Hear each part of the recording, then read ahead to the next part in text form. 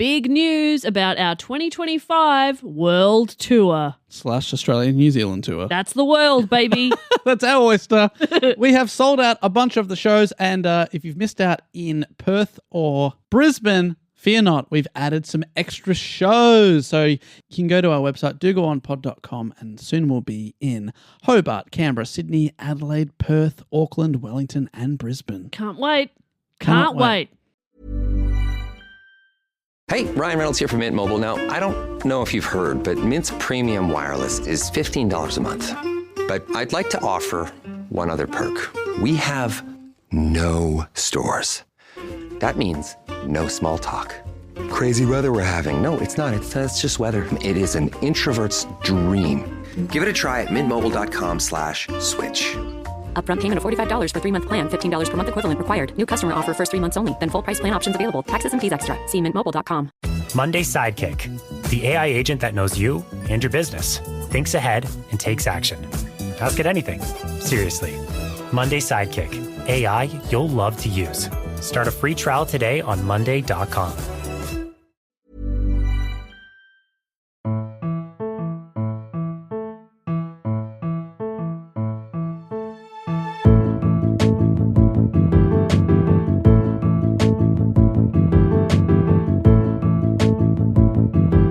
Hello and welcome to another episode of Do Go On. My name is Dave Warnocky, and as always, I'm here with Matt Stewart and Jess Perkins. Hello. Hello to you, and hello to you as well. Thank you. And hello to you. I'm talking to the listeners now. Can I just double check the first hello? Yeah, I went to you that first. Was to me, Jess. I went clockwise. Okay. If for the listeners, Jess is sitting left of your radio dial. Yep. Dave's sort of right in the centre. Thank you. And then you listeners, you're to my right. Yeah. So hopefully that helps place you in the room. But so what's interesting actually, Matt, is that for me and for my listeners, just looking on my camera here, Yes. Dave is actually to my left. Okay. Yeah. Well, now you're going to confuse And them. you're to my right. No, I don't think we should confuse them. No, the And the only way listeners for are this- right in front of me. Yes, that's right. So we're in a diamond, a powerful diamond. Yes. You The and the most powerful listeners are perpendicular points. Yes. Dave and I are also perpendicular, if I'm using that word correctly. I'm not sure. And yeah, it's block. That's the main thing. Yeah. And happy block. Happy block. Quick Happy question: What are you block. doing for block? I'm going to the Hamptons. Oh my god! I like to block in the Hamptons. You must. Beautiful. You know how people summer places? Yeah. I block in the Hamptons. I think I've said that every year. I think my brain has one. Well, that's a tradition. That's Fair right. enough. Yeah, that's you right. block in the Hamptons. That's Thank okay. you. I go to That's the so good. Hamptons. So, Dave, what is block? Well, what I'm doing for Block is counting down the 9 most requested topics of the year. Matt put together a big poll with some of the most requested topics of all time. He went through the hat, found things that have been suggested sometimes dozens of times, and also asked for a few suggestions from our Patreon supporters. And then everyone, and I mean everyone, thousands of people, millions, billions of people possibly voted for this year, and we're counting down the Up to billions. Up to billions, but not trillions. We will draw the line. Yeah, come on. Up to trillions of people, up to billions. Jesus, Dave. Have voted, and we're counting down the 9 most requested topics in order. This is the 7th most requested topic of Block 2025. Is that right? 7? 6. 6. 6, yeah. Wow. 6. Wow. Over 28% of voters voted for this. Wow. That's billions. Yeah. Are you going to ask a question even though Dave and I know what the topic is? Yeah, I am because I'm quite happy with the question I wrote. Okay, Is that great. okay? Yeah. Is the answer going to be the topic or? Yeah. Okay. Well, can I buzz in now? Okay. Buzz. But it won't. Then you won't get the fun. Oh, okay. Yeah, well, come on. I'll Did have you want fun? I Yeah. want fun. Okay. Matt already buzzed. He didn't say anything. He's been timed out. It's back to me. Okay. So, for new listeners, we always get onto the Matt's back topic in. with a question. Yep. What? No, no. Here's my question. Uh-huh. In Kingsman: The Secret Service, Michael Caine's character is King codenamed Arthur. what? No, Oh, Dave. hypotenuse. Shh. Oh, geez. What was he? Well, here's the second part of the question. After whom? So he's not codenamed King Arthur. Arthur. No, excuse me. It's Yes. Dave's turn. Anyway, just for the people who are counting. Sorry, let me just buzz. Dave, buzz. Is it King? I'm back in. Matt. Arthur. After whom? King Arthur. Correct. Thank you. No, you're right. That was fun. We did watch those movies together and bloody loved them. A great time. So much fun. King Arthur, yes, of course, because Arthur. are they all Knights of the Round Table? Yeah. You got Merlin. Yes. One's a wizard of the Round Table. Yeah, or that's is right. Merlin a wizard? Yeah. I mean, is Merlin a knight as well? Nah, he's a wizard. He's a wizard. He's a wizard. And then you got Galahad and Lancelot. Yeah, it's very cool. Very fun. How much is he, Lance? A bit. Yeah. So I'm so curious as to how you're gonna do this. Because is he fictional? Is he real? I guess we're gonna find that out. We're going to find that out. And we're going to find that out quite quickly. I watched a Guy Ritchie movie about him on the plane back from the UK recently. A fiction movie. Well, I don't know. Well, no. Okay. Yes. Yeah. Yeah. It 'Cause it wasn't a Guy Ritchie documentary. No. Okay. No. It was a. It's a film. I think it was like what you'd call a biopic. I see. Yeah. But yeah, because the bits of magic and stuff, I'm like, a bit far fetched. But if it is historical, it's historical. Exactly. Yeah. Exactly. Yeah. That's the history. thing. Yeah. That's history, baby. So this has been suggested by a few people. Isaac Bryant from Bristol, Johnny Dawson from Leicester, and Paige from Warrnambool. And so, yeah, the topic is King Arthur. To kick things off, from the BBC, the King Arthur that we know of today is a composite of layers of different legends written by different authors at different times. He appears in his first incarnation in the History of the Britons, written in 1830 AD and attributed to a writer called Nennius. 830. 8:30. Did I say 18? Yes, and I was 8. thinking that's not that long ago. 830. I also love that you say AD for that too. It's like because I always refer to this year as 2025 AD. You do. Just What is got that? through What is one AD again? sentence. Ados Domingos or something? Ados Domingos, yes. Have they changed AD or is it still AD? Because some people now say BCE instead of BC. or they just say CE now for Oh, Common CE. Era. Right. Yeah. Well, I added that it wasn't written. So I liked it. okay. I think it's great. Well, you grew up Catholic, so it makes sense. Yeah, You would use. my only point of reference is Jesus Christ. Yes. So And this is 830 years after that, yeah. approximately. So that is a long time ago. Okay, you're satisfied that I'm that's back in. quite a I'm long back time in. ago? Plus 1,000. I'm back And in. you're like 1830 is not that long ago. Still, it's a pretty long time ago. Can I just say that? Yeah, well- 1830 is a pretty long time ago. My memories of 1830 are a lot clearer than 830. So. Right. Yeah. You get it. So BBC continues. Here, Arthur appears as a heroic British general and a Christian warrior during a tumultuous late 5th century when Anglo-Saxon tribes were attacking Britain. Nennius gives a list of 12 battles fought by Arthur, a list that belongs in an old tradition of battle list poems in Welsh poetry. Some of the names appear in other early poems, stretched over a wide period of time and place, and the list represents the kind of eclectic plundering that was the bard's stock and trade. So the 12 battles of Arthur are not history. One man could not possibly have fought in all of them. The 12 battles are, in fact, the first sign of a legend. Oh, okay. Interesting. I mean, they say that a normal man couldn't, but maybe he's more. Some men were created more normal than others. That's so true. You know what I mean? How would you rank your normalcy versus, say, Dave's normalcy, just as the only other man in the room? Your normalcy. I would say I would call myself. The mean, the median, the normal. Yep. I'm the new normal. Okay. Dave, I would say, is slightly. So it's either less or more normal than me. Mm-hmm. I would say Dave is slightly less normal than me. Particularly slightly where more abnormal. the scale is how many battles you could physically fight. And he did 12 and they're like, well, that's not possible. Matt's average, you could probably do, 5 maybe? Yeah, Matt could survive 5 battles.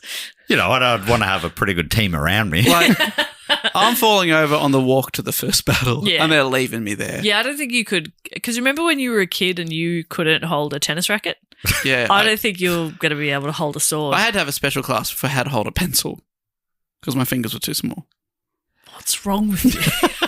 They didn't give me a sword. But you could be, writing the jingles, the battle cries. Yeah. Oh, yes. Yeah, you'd be good at that. Yeah. You could be warming up. Is that, Yeah. I love that. You've Yes. just come up with that. Yeah, that's me. That's Whoa. one of mine. That's one of Wow. my hits. You are very good. See? Me and Slightly the more normal. Me and What the if, minstrels. what if I was going into battle and I sort of had you on my back like a toddler. Like That'd be really good. That'd be baby fun? Bjorn. Yeah, I'd put David and baby I Bjorn. would worry I would be a bit of a target. Okay. Quick, take out that boy. That little boy. Take out that beautiful boy.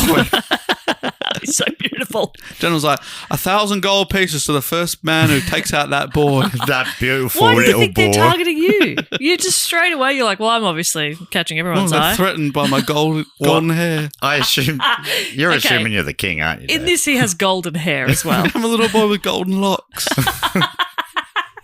That's beautiful. Such a beautiful little boy.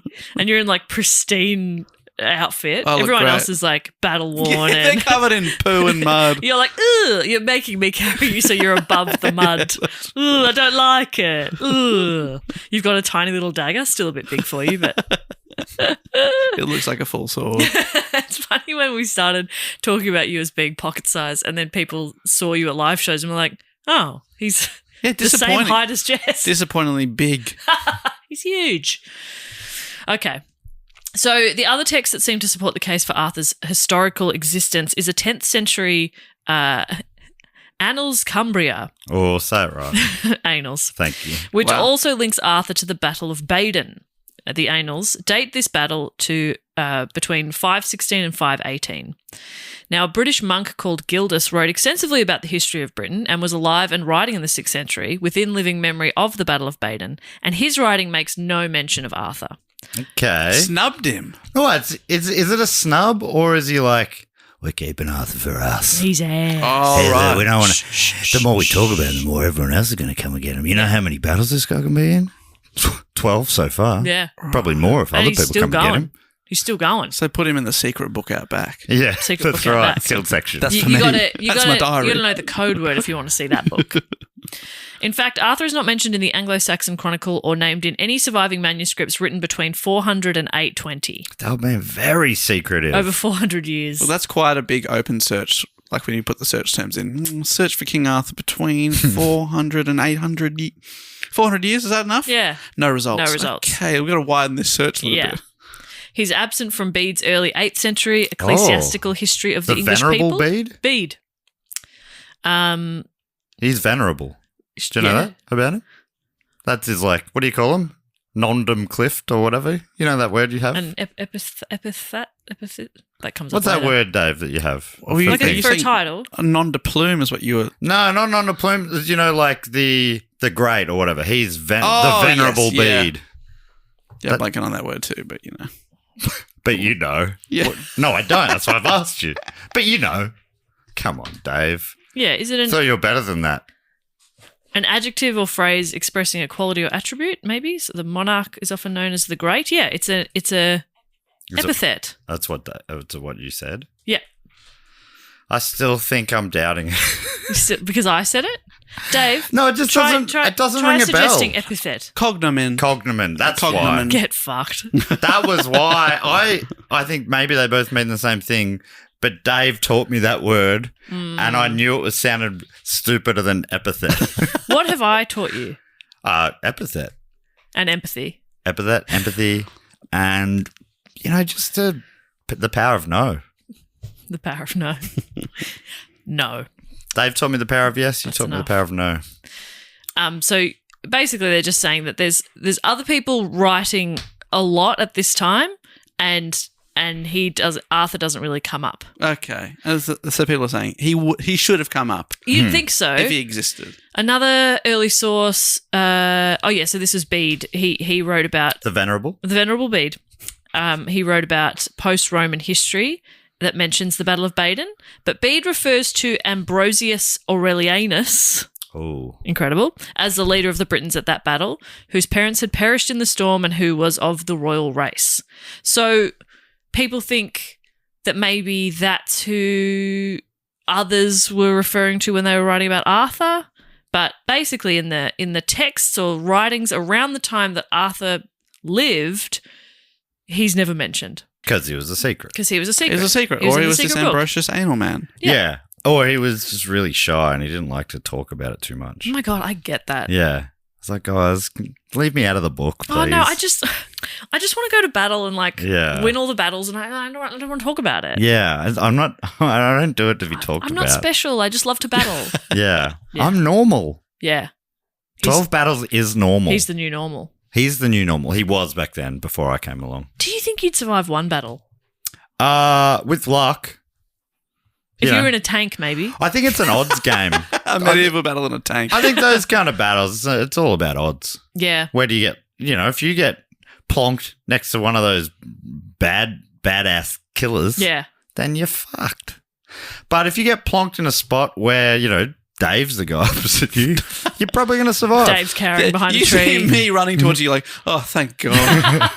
get the pole out. In Just shove this, it it's into just me. like It's one-on-one, one-on-one. and then you're done. They're not playing zone defense here. So you battle one person and then just sit out the rest? Well, no, there'll probably be another, but I'm just asking because I don't know.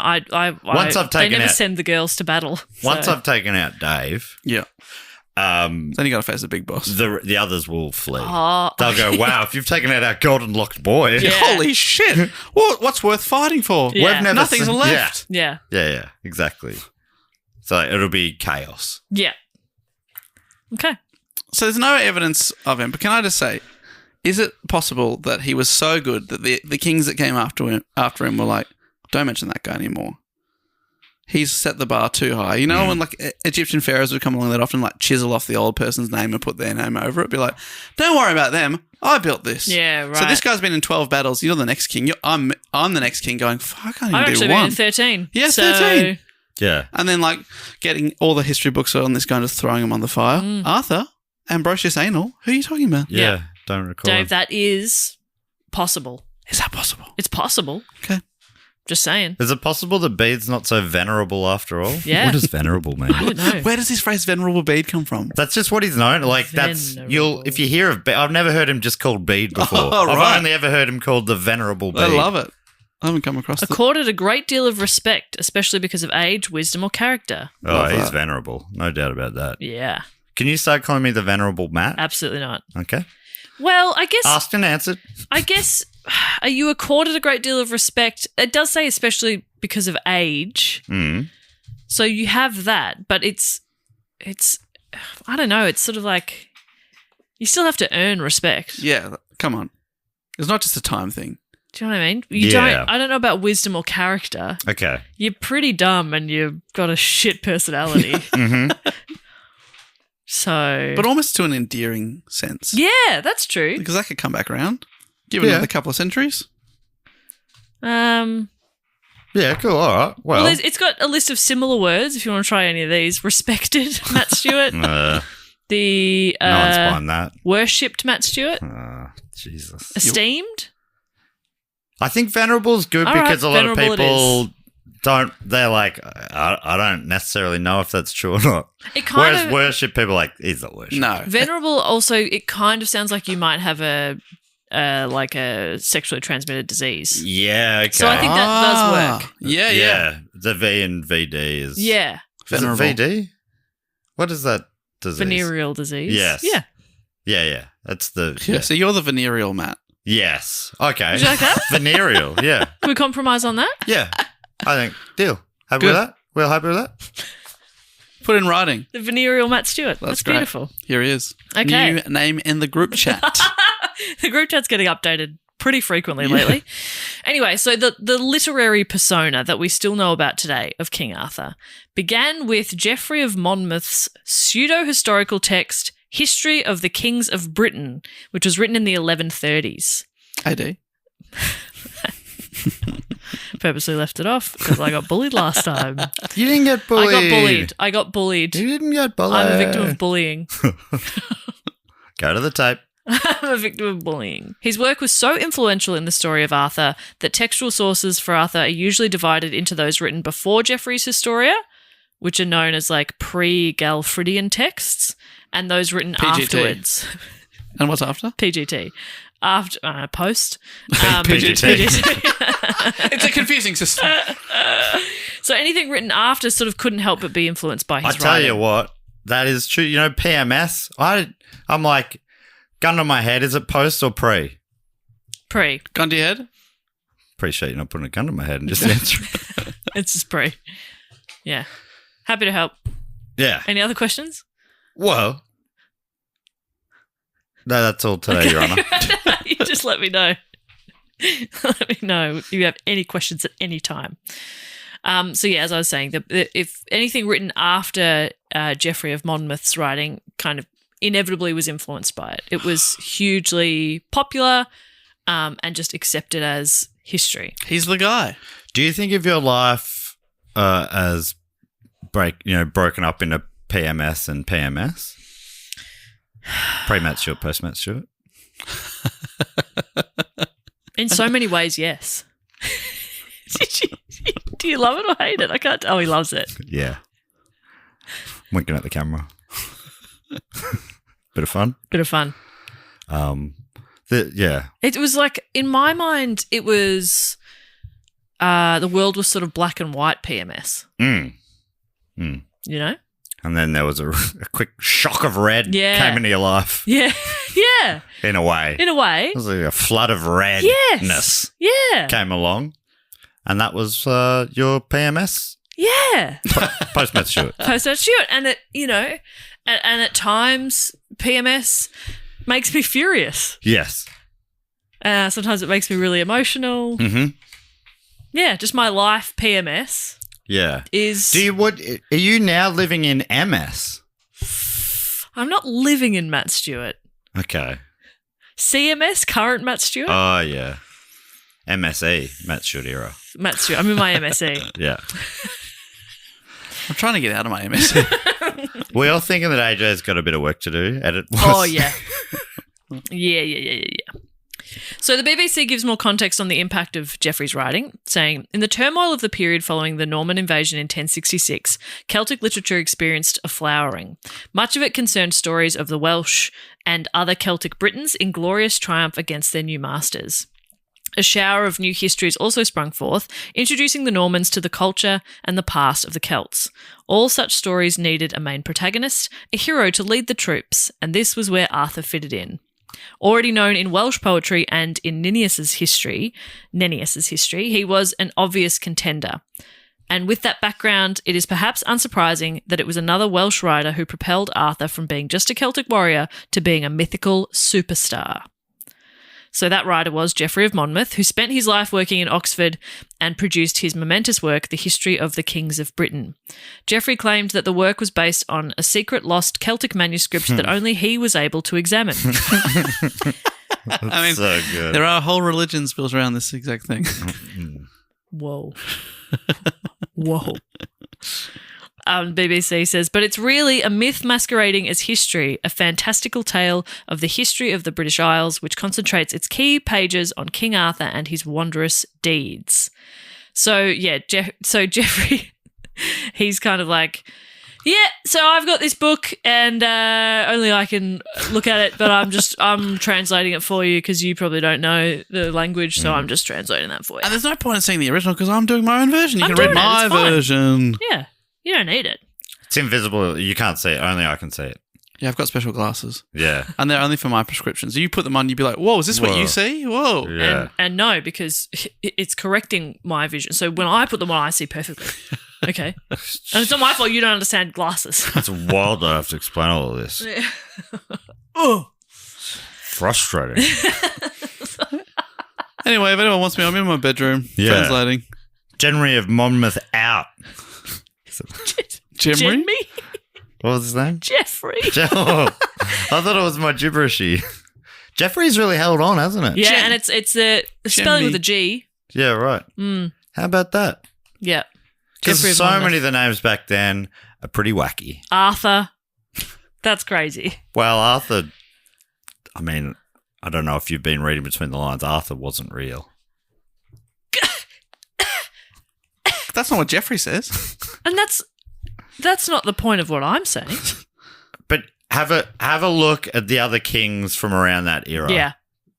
Athelswed and Staplestop. Yes. And And a lot of these names are Thistlethwaite. Welsh as well, which, it's a beautiful different, language. beautiful language, but not one that I can pronounce easily. And what about Nennius? That's pretty bloody Yeah, good. Nennius is fun. Nennius is fantastic. So through Geoffrey's writing, for the first time, we get Arthur's whole life story, not just tales of battles won. According to Geoffrey, Arthur's father was King Uther Pendragon. Arthur's father. Arthur's father? That's fun, like arson classes. Arthur's father took arson classes. Wow. Have a go. Arthur's father took arson classes. It's got to be faster. See? See? See? What do you mean, see? See? See, it's fun. You got it wrong. Fun for me. Watching you fuck it up. Arthur's father took arson classes. That's good. And That's he fun. shoved it up his asses. Uther Pendragon. You had That's you great. had no interest in Uther I was Pendragon. hooked on that, but then Arthur's I don't know father if Matt took heard it. over. His dad's name was Uther Pendragon. Pendragon. Yes. That's pretty good. That is so And this good. is Geoffrey of Monmouth being like, no, this is real. Yeah. Pendragon. I've got it over here. I'm just His translating. name was Uther Pendragon. He's looking around the room. There's a dragon in his room.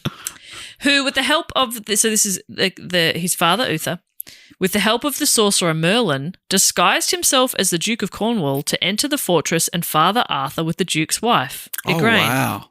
Father Arthur. That's not very good, No, is it? and there's a bit more of that later too. Oh, okay. That's a recurring theme. Again, a few minor references to King Uther appear in Old Welsh poems, but his biography was first written down in the 12th century by a writer called Geoffrey of Monmouth. Oh. So his whole sort of backstory was also first written and discovered and uncovered and translated by Geoffrey of Monmouth. At the end of the book, it says other books by Geoffrey of Monmouth. Maybe you'd like to read Maybe about you'd like to check it Uther out. Pendragon. From Wikipedia, Uther's epithet, Pendragon, literally means head dragon in its original Brittonic, though it was used figuratively to mean highest commander, head leader, top of the command chain. The pen. The pen. Geoffrey of Monmouth misinterpreted it as the head of a dragon and invented an origin to explain it away. Uther acquired the epithet when he witnessed a dragon-shaped comet, which inspired him to use dragons as his symbol. So in pictures and paintings of King Uther, Pendragon, he's often got like a dragon on his clothes. Yeah, okay, right. And do we think that he actually exists? No. Oh, okay. Well, there's mention of him, but it's in poetry, Old Welsh poems. Right, it's So just he's interesting. more likely like folklore type stuff. Interesting to be like, oh, you've got that so wrong. That fictional man, that's not where he got his name from. Everyone knows he got it via this, the comet. He saw a comet that That's looked the like real, a dragon. That's the real thing. Mm. And then another guy being like, no, my fictional tale of events. With because dragons are pretty popular in like British folklore. Was this the beginning of it, or had it already been around as a? I think maybe it must have already been around. If he's writing this in the 1100s, and it's based on much older Welsh poetry and stuff like that, I'm guessing Right. it's they've been around longer. Because when did dragons go extinct or lie dormant until? Been a while. It's been a while. It's been a while. Yeah. 80s.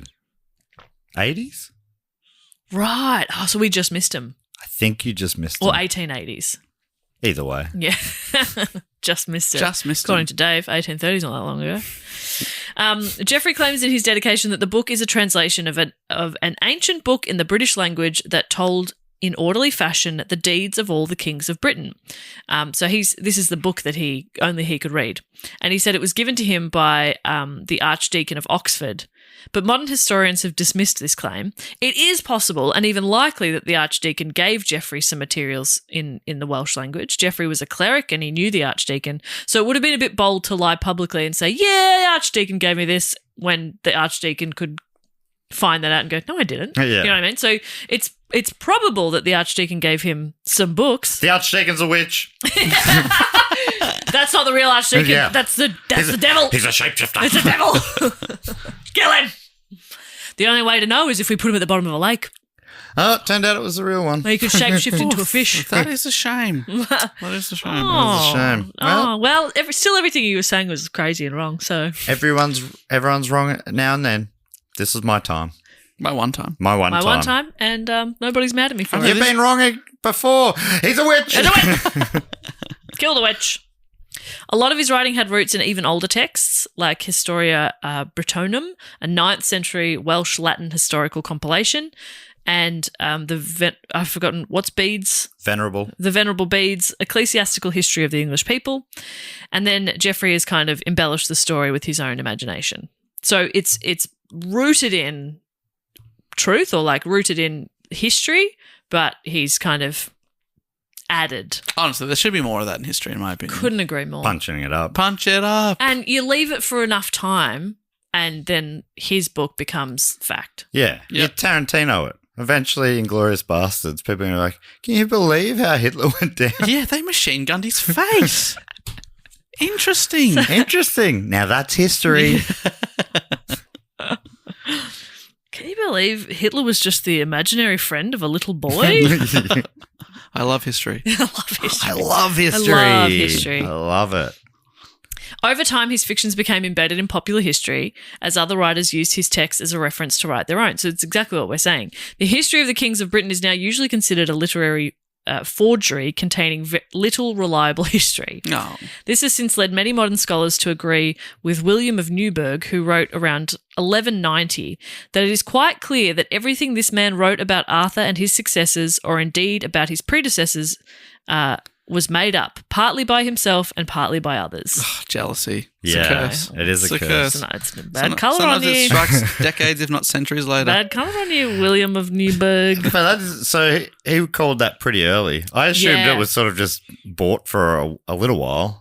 And it kind of was, but also I don't know how seriously people took it. Or I did read somewhere that it was like people were a bit less skeptical Yeah. back then too. Of like, you know, if he's writing this and he's a reliable person and he's writing it and saying We're this so is what happened. jaded these days. I know. Yeah. We're so terrified of being sincere.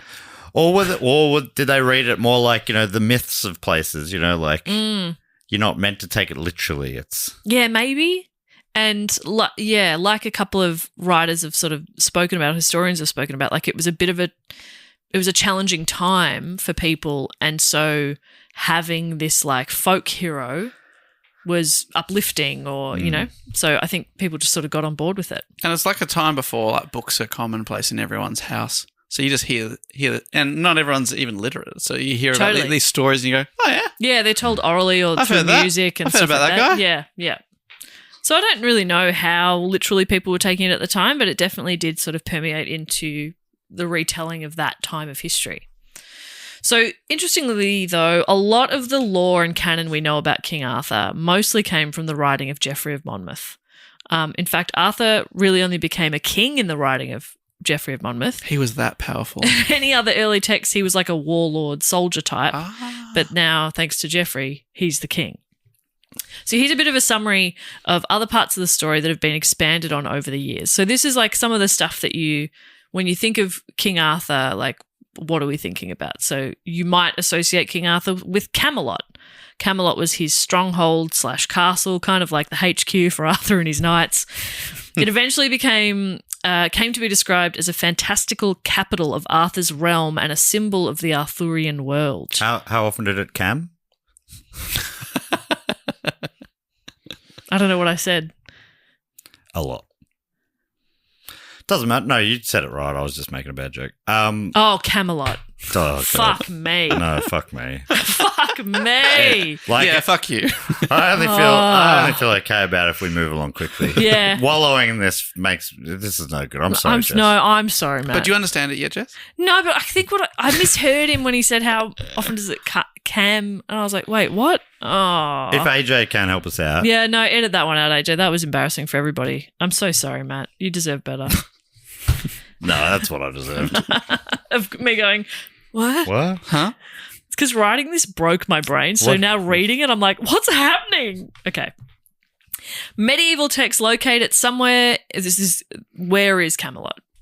Medieval texts located somewhere in Great Britain and sometimes associated with real cities, though more usually its precise location is not revealed.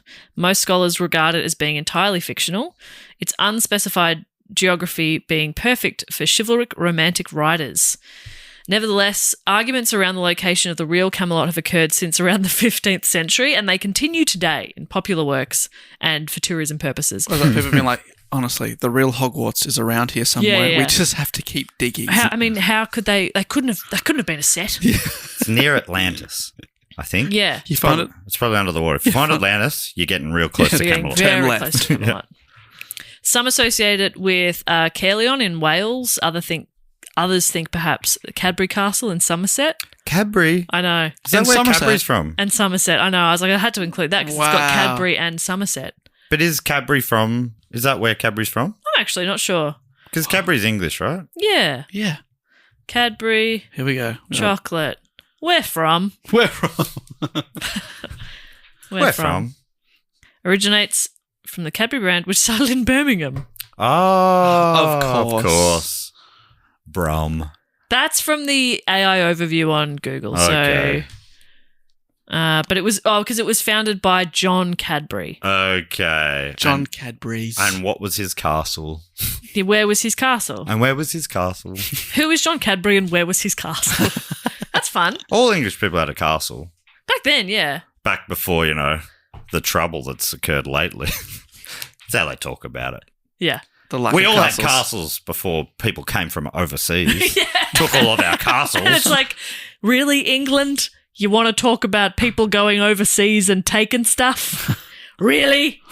You know what I mean? Because they colonized a lot of the world, Oh my God. including Australia. It's actually, if you think about it, that was a bit of a funny line to take from them. A bit funny, isn't it? Anyway, I hope they reform in whatever. That's the name of the party that's really taking advantage of this sentiment. Nigel Farage. You've taken this joke too Farage. Okay, I don't know if you saved it or made it worse there, Dave. Neither do I. It's exciting. Anyway, English people will be enjoying that riff, no doubt. Oh, No yes. 50% of them. 50% are loving it. What else might you associate with Round Arthur? table. Knights of the Round Table is Yes. my very next stop point. Because there's no head of a table on a round table. Correct. He was real egalitarian. Yeah, it was very democratic. So the first mention of the Round Table was in the writing of French writer Was in the 1100s. What? Was! The Knights of the Round Table were legendary warriors serving King Arthur, known for their chivalry, bravery, and code of honour. The Round Table itself symbolises their equality, as it had no head. You're absolutely right.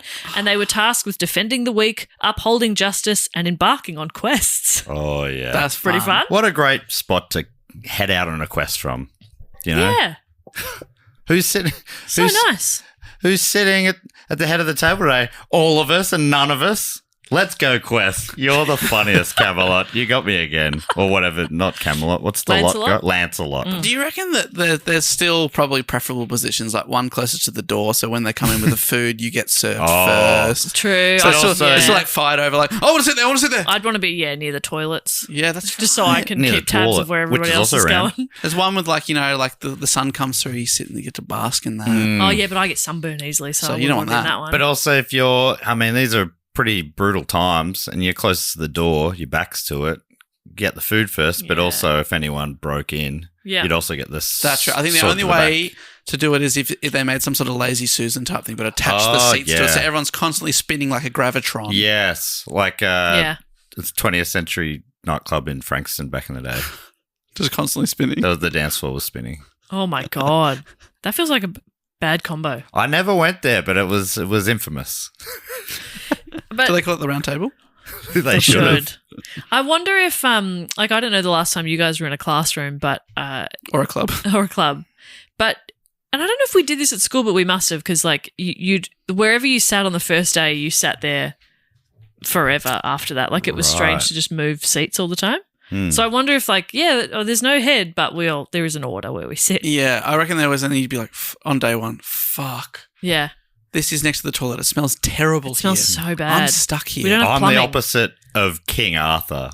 There's no head of the table, but I'm at the arse. You know? Yeah, that's right. Wherever Because he- really, wherever he's sitting is the head of the Yeah. table. Yeah. I think the And head. he's like, no, it's No, not. it's not. Look, no, there's we're all no. equal here. But everyone's staring at you, and Yeah. you're leading the conversation. I think you're the head And of your the table. name is King. Yeah. And you're sitting in a golden throne and everyone else is on a bar stool with terrible back support. Yeah. So I think there is. No, I there just is- happened to sit here on the first week. If you'd been there, Galahad, you would have been here in the throne, If you right? don't like the chair, feel free to bring in your own. Yeah. That's fine. Would you want to take? You want to take my chair? Go on. Go on. Do you want to Sit in my chair. sit in my chair if you want? I mean, It's anyone's chair. It's not my chair. Well, there is one chair that you don't want to sit in there. Or you plenty do, but there is one specific chair at the table that has it's very significant. Oh, it's like the one that has a trapdoor under it. Yeah. So you don't have to go to the toilet. You can just... yeah, that's easy. as Is you there go. also a kids' round table? No. That if there's a bit of overflow, a couple of adults have to sit there and it's a bit awkward. Oh, they should do that like Baby Muppets, only Baby King Arthur and the... What's his Baby crew Knights. called again? The Knights of the Round Table. Knights of the Round Table. The Baby Knights of the Round Table. That's quite cute. That would be really cute. I think I just came up with $1 million idea. Should we copyright that? Again, Honestly, that'll be a big cartoon or That's a whatever. big I just want to That's say... the next Bluey. I just want to say, on the record, we are recording this on Thursday, the 9th of October, 2025. Okay. Jess is holding up the newspaper. Okay? Baby Knights of the Round Table. That's us. That's us. And if that gets made, we will sue. Yeah. So it's, what is it, like Prince Arthur? Fuck, that's cute. You know, that sort of stuff? Yeah, Prince. Maybe, and it's always better if it's like not the direct son, but like the uncle, so the nephew or something. You know, Right. If they're like I watched a show in the 90s called Shirley Holmes, and she was Sherlock Holmes's great grandniece. And she Yeah, solved perfect. crimes. Great grand niece. Yeah, Yeah, that's great. Yeah, that's good. great show. So I So guess it's like that, but original. Mycroft is. So she was related to Mycroft then. I guess so. I don't remember them ever mentioning him. That's so weird. Well, if great niece. Niece, yeah. Does that mean you're niecing it off right off the bat from that branch, or are you going down like direct, and then niece? Yeah, Oh, unsure. you know what I mean? Well, because so I'd say Scullin, the former prime minister, is my great uncle, and he was my grandmother's uncle. Yeah. So that's niece straight off the bat. Right. That's good. There you go. You can make a TV show then. Yeah, I could do. Yeah. It starts off. We all remember Prime Minister Scullin. Of course, we all remember. And then there's a needle scratch. We do? Well, let me tell you about him. Okay, we are recording on Thursday, the 9th of October.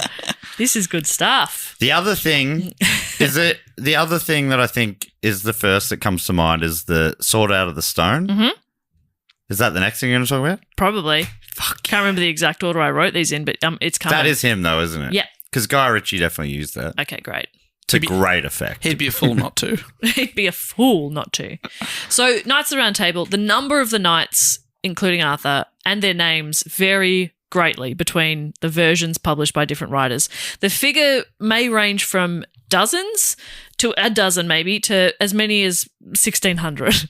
That is a huge table. How big is that table? That's a big Fucking table. massive. You can't hear what anybody's saying. Honestly, and that's honestly, if there's a dozen, round's okay. But you need to start going for an oval as soon as you get more than a couple of dozen. Yeah, because you just get further and further away. It's What's ridiculous. the biggest wedding you've ever been to?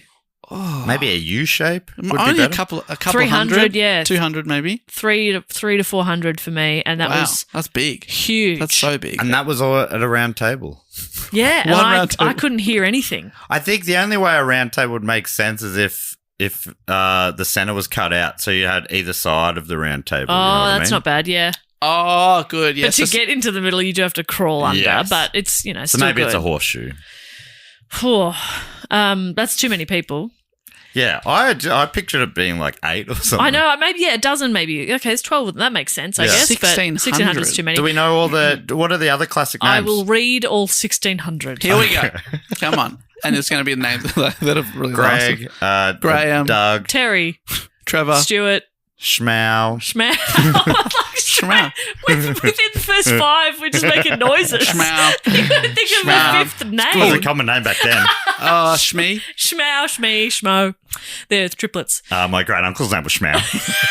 Uncle Schmau, we called him. Oh my God, that's a TV show. Uncle Schmau. Okay, 9th of October. Most commonly, however, there are between 100 and 300 seats at the table. What the fuck? Isn't that You don't have to crazy? eat in sessions. Often with one seat permanently empty. This is the seat I was talking about. This is called the Siege Perilous, also known as the Perilous Seat, and it's a vacant seat at the round table reserved by Merlin for the knight who would one day be successful in the quest for the Holy Grail. So That's cool. and I'll talk about it a little bit later, but the story kind of is that like other people, knights have come along and gone, yeah, I'm the one who'll get the Holy Grail, and they sit in that seat and they die. So it's kind of like Die in the seat. yeah. Sort of like it's a real chosen one. Right. If you are wrong, Yeah. it kills you. And they're saying that I'll get the Grail. Yeah. Mate, I'd wait until I get the Grail, Yeah. then I'd take the seat. Okay. Well, I wish they'd thought of that. Yeah, Are these people who are already at the table, like they're one of the other hundreds? Yeah, I think so, yeah. You don't need an extra seat then, Exactly. Mel. Just sit down. Why do you need two? Yeah. Oh, I want to put my feet up. Well, don't be an asshole. Come on. Put your feet up on a servant like the rest of I'm us. getting the Holy Grail. I think I can put my feet up. Yeah. I'm pre-resting. Okay. I deserve an ottoman. Some important. people, they'll put their feet up after achieving the goal. Well, I'm pre feet up. I'm not going to be able to achieve the goal if I don't rest. Yeah. Okay. Jeez. So some of the most famous Knights of the Round Table have been honoured by being namesakes for the characters in Kingsman movies like Galahad, Lancelot, Mark Strong, aka Merlin. Mark Strong. Mark Strong is one of them. Look, honestly, I read through. There's an extensive list. There's a whole Wikipedia page for it, and I didn't recognise a lot of the names. Yeah, the ones you've said I recognise, but I have seen Kingsman. Yeah. But I feel like I recognise them watching Kingsman. They rang a bell already. Totally. They're the big ones. Then there's Bedivere and Percival. Those are big ones. But yeah, Galahad, Lancelot, Merlin. Those are sort of characters that really had a lot of people would write stories about them as well. So Right. their lore and their stories are really built up too. Dave's having a Google. Oh, this is one that I can't, that I'm trying to remember the name of, but I'll don't worry about it. We're No, going to we'll worry wait. about it now. We'll wait. Yeah. Gawain Yeah, Gawain. from The Green Knight. You remember that movie? Gawain. With Dev Patel? Oh, yes. Yep. I mean, no, I don't remember the That was movie, a- but I remember Gawain because I've read about this topic extensively over the last week. Yeah. I've never heard of Gawain. Gawain. I think he was related in some stories. He's related to King Arthur. That's There's the nephew. There we go. okay. Gawain. Gawain's Manifesto. Does that mean anything to you Gawain's guys? World. Gawain's World. Gawain also the Rock good. Johnson. Does that make something to you? Yeah, I got all of the references. Okay, we didn't get Gawain's Manifesto though. Well, you missed out then, didn't you? Damn. It was a great kids show in the noughties, I think, called Wayne's Manifesto with Bronson from Round the Twist. I do know that. Great show. I do Mate, it know was that. 90s or noughties, but it was Wayne's Manifesto is a Wayne- strange choice of. Oh yeah, I do. Australia's Yeah. always high achieved on kids' TV. Yeah, doing very well. Australian children's TV series that aired on the ABC based on the children's book. Wow. But yeah, Okay. Gawain is because Dwayne Dwayne. is such a funny variation of Wayne. Yeah, But Dwayne. Gawain is I taking it to prefer another Gawain level. than Dwayne. Gawain's better than Dwayne. Growing up, Because it'd be Welsh, so the Gawain. I like Gawain way better than Dwayne. I like them all. Dwayne, growing up, we had a family friend and his neighbour that would sometimes play with us was Dwayne. And even then we were like, this is a funny name. Dwayne, This yeah. kid's name is Dwayne. Dwayne. Dwayne. Oh. Is it also Welsh? Where are you now, Dwayne? Dwayne. So all of these, like I was saying, these knights have very intricate and complex backstories. Like, I didn't know this, but Galahad is the son of Sir Lancelot. Did you know that? Whoa. The illegitimate son Really? of Sir Lancelot and Lady Elaine of Cabenwick, and is renowned for his gallantry and purity, and as the most perfect of all knights. Really? Galahad. Purity? I don't think so. And just like Arthur, Had he's, wedlock. Illegitimate. well, that's not his fault. He's pure. Don't think so. Okay. Can you start pure when you've come out of such a bastardy beginning? Can you? Can you? That's a question people have been asking for centuries. I ask questions, I don't answer them. I'm a question asker. Okay. You know how much I believe in sanctity of Yes. things? Yes. You love sanctity. And you love things. I'm one of the most sanctimonious The bastards sanctimonious Matt Stewart. around. Oh, okay. I think we got it. Yeah. No, I think venereal was right. So this is the As long as that venereal disease is received in wedlock, Absolutely. then I'm okay with it. Yes, please. Then it's a venerable venereal. Proudly. Yeah, it's an honour. I carry this. It's an honour. Not even going to get treated because it's an honour. Not fully sure how it got into the wedlock. Like, I'd be questioning maybe the other person inside the wedlock. Yes. How the moat was breached. Oh. Just trying to think of like a castle defense system. Yeah. Moat. It's a very wet barrier. Do you think it's the most moist defense Of of the all? barriers. Yeah. The most moist barrier, yeah. The most moist barrier, the moat. The moat's the most moist. Though, what about like a big bucket of water that you tip on someone as they're trying to climb up? You get pretty wet from that. Well, yeah, and they used to do that with oil. Yeah, that's pretty wet. In Guy Ritchie's King Arthur, they used that as a... It's quite a wet movie. No, I'm confusing. I'm actually... Because I also watched Russell Crowe's Robin Hood. I think on the same flight, and I'm merging the two together. I think they used oil in that. Moat heavy back in those days. Oh. Yeah. It was moat heavy back in those days. Oh, my word, it was. Yeah, very wet time, defensively speaking. Very wet time. Sopping wet, really. Yeah. I thought you'd be interested that Galahad was the illegitimate son of Sir Lancelot. I didn't know. Whoa. I've got a bit of the story here, but I got to tell you, my mind was elsewhere when you said that the first time around. I assume they'd be the same age. No. So, just like Arthur, his conception is a bit of a fucked story. This is from Wiki. It's also like a soap opera. So much of this, reading it, you're like, what is happening here? So, his conception takes place when King Arthur's great knight, Lancelot, mistakes Princess Elaine of Corbinic with his secret mistress, Queen Guinevere, who is King Arthur's wife. It can happen. Well, hang on. Confusing. Hang on. The woman you love. Hang on. Yes. Bit of shape shifting going on here. Correct. Okay. Okay, Come so on. shut your fucking pie All right. hole. If you're okay with Mission Impossible, you're okay with this, all right? And I am okay with it. Good. I know. But I think technically... Can I just finish this sentence Yes. I was trying to say because it's important? Yes. So he mistakes Princess Elaine of Corbinic for his secret mistress, Queen Guinevere, who is King Arthur's wife. Oh, So my. Lancelot is having an affair with King Arthur's wife. Oh, my gosh. He's a bad boy. Lady Elaine's father, King Pelles, the Fisher King, has already received magical foreknowledge that Lancelot will give his daughter a child and that this little boy will grow to become the greatest knight in the world, the knight chosen by God to discover the Holy Grail. Pelles also knows that Lancelot will only lie with his one true love, Guinevere. So Pelles seeks out one of the greatest enchantresses of the time, Dame Brucin, who gives Pelles a magical ring that makes Elaine take on the appearance of Guinevere and enables her to spend a night with Lancelot. On discovering the deception, Lancelot draws his sword on Elaine, but when he finds out they've conceived a son together, he is immediately forgiving. Wow, that's a quick... Like the pregnancy tests were quick back then. And gave you gender immediately. Wow. Yeah. Very impressive. Well, I don't know if he was right to kill her, but he definitely had been sexually assaulted. Yeah. That was really fucked on all counts. Yeah. Wild stuff.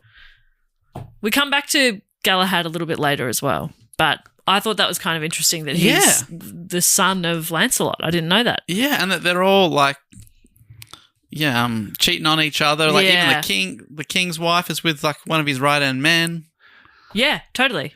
Yeah, I Didn't know that. Yeah, I think Fleetwood Mac sounds and like it was the round table. Everyone was leaving their keys on it. You know what I mean? Everyone chuck your keys on the round table. 1,600 sets of keys. Let's see who we going with. hell, That'll Yeah. take about 4 or 5 hours to work out And then who's you're like, who. sorry, I need mine. Let's got my house keys on it. Yeah, sorry about that. Jess, can I ask you what is probably a silly question? Sure. What is a grail? I'll get to that. Thank you. But it's a cup. Okay. Yeah, like a chalice. Right. But I will talk about the Holy Grail. Right. And I guess it's like going to be the cup that Jesus did something to. Yeah. Yeah. Okay. Yeah. Just leaving that in. Bit of sizzle. little bit of sizzle. People can think, what did Jesus do to that cup? We'll find out. We'll What did he find do out. to it? Mm. Drank from it. Yeah, let's find out. Is that not how you sizzle? Yeah. Tell him the answer. Well, Did he? the question is just lying. Yeah. Yeah, did you drink from it, or was it something else? Was it something more? Ooh, I'm clicking on that title. What did you do after you drank from it? Mm. Probably. If it was like the church I went to as a kid, you have the Eucharist, Yeah. little wafer. Yep. That was Jesus' body. Yeah. And then you could have a sip of the wine. And back in the 90s, they were very, very wary of germs and that sort of stuff. So they wiped it with Between a cloth each, yeah. in between each person sipping. Antibacterial cloth? Nah. No, just but I think it was, blessed I think it cloth, was a blessed cloth. Yeah. Oh, okay, great. which is better. Which That's is one antibacterial. grade higher than Dettol. Yeah. So yeah. Hospitals use Hospital those, yeah. Hospital grade. Hospital grade, I then have- holy grail. I have Grade. never in my life taken the wine at church. No, neither. I don't. Because I go, I've just seen 8 other people Yeah. drink from that. 8, small church. Oh, well, yeah, I'm always up early to get the Eucharist. You try and push people out the I'm way. pushing the little old ladies out of the way. No, I don't Mama want needs any. a snack. I'm hungry. I don't want any backwash. Yeah, yuck. The priest when I was a kid, I'm sure I've told you before, he had an iconic way of saying, because they have to say, they go Yes. body of Christ, he'd say body of Christ. Body of Christ. You got to make it fun for yourself. Yeah. Yeah, And it's fun to have, he's got a thing. yeah. Father Foynes. And you he's still got a remember thing. him. Yeah. Christ. Yeah. I don't remember how Father Mackay said it. Chain smoker. The 2 things you knew about him, chain smoker and body of Christ. No, imagine he's doing it with a cigarette hanging out his mouth. Body of Yeah, Christ. and he was not like he didn't seem to be loving the job. I don't know, but he seemed angry. Yeah. Yeah, that's the vibe of priests in the 90s. Yeah. So I will talk about the Holy Grail, but I want to talk first about Merlin. Yes. So another, character synonymous with the King Arthur story. He gets almost as much screen time now as King Arthur himself. He's quite a famous character. He was essentially brought into the story by Geoffrey of Monmouth when he was fleshing out the story of Arthur's life. There was a reference in earlier Welsh literature to a Merlin type figure that historians believe Geoffrey was probably elaborating on. He's best known as a magician, along with several other main roles. Peter H. Goodrich wrote, according to authorial and cultural interest, Merlin assumes 7 primary roles. Wow.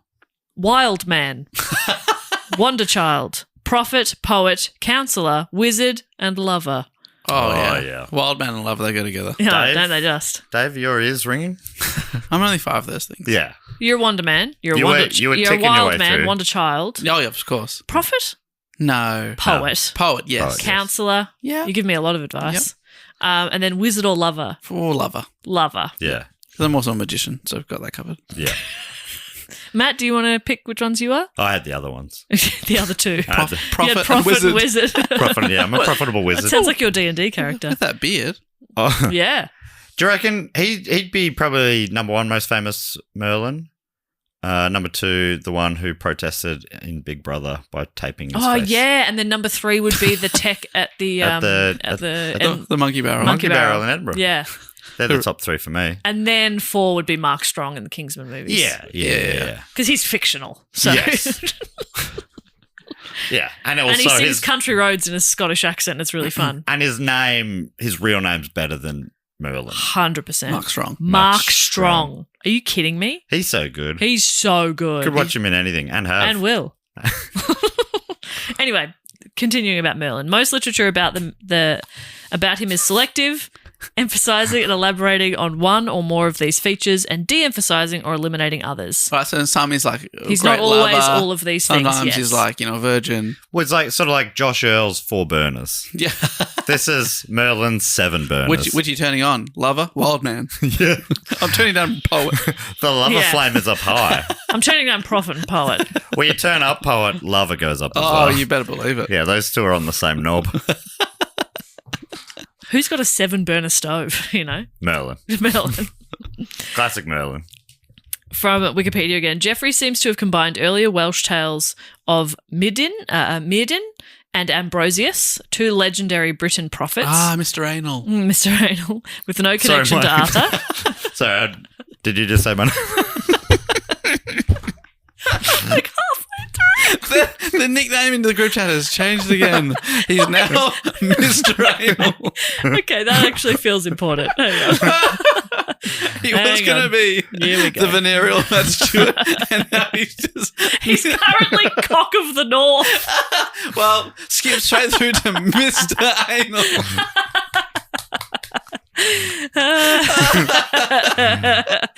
Mr. Anal. Mr. Reynolds, my father's name.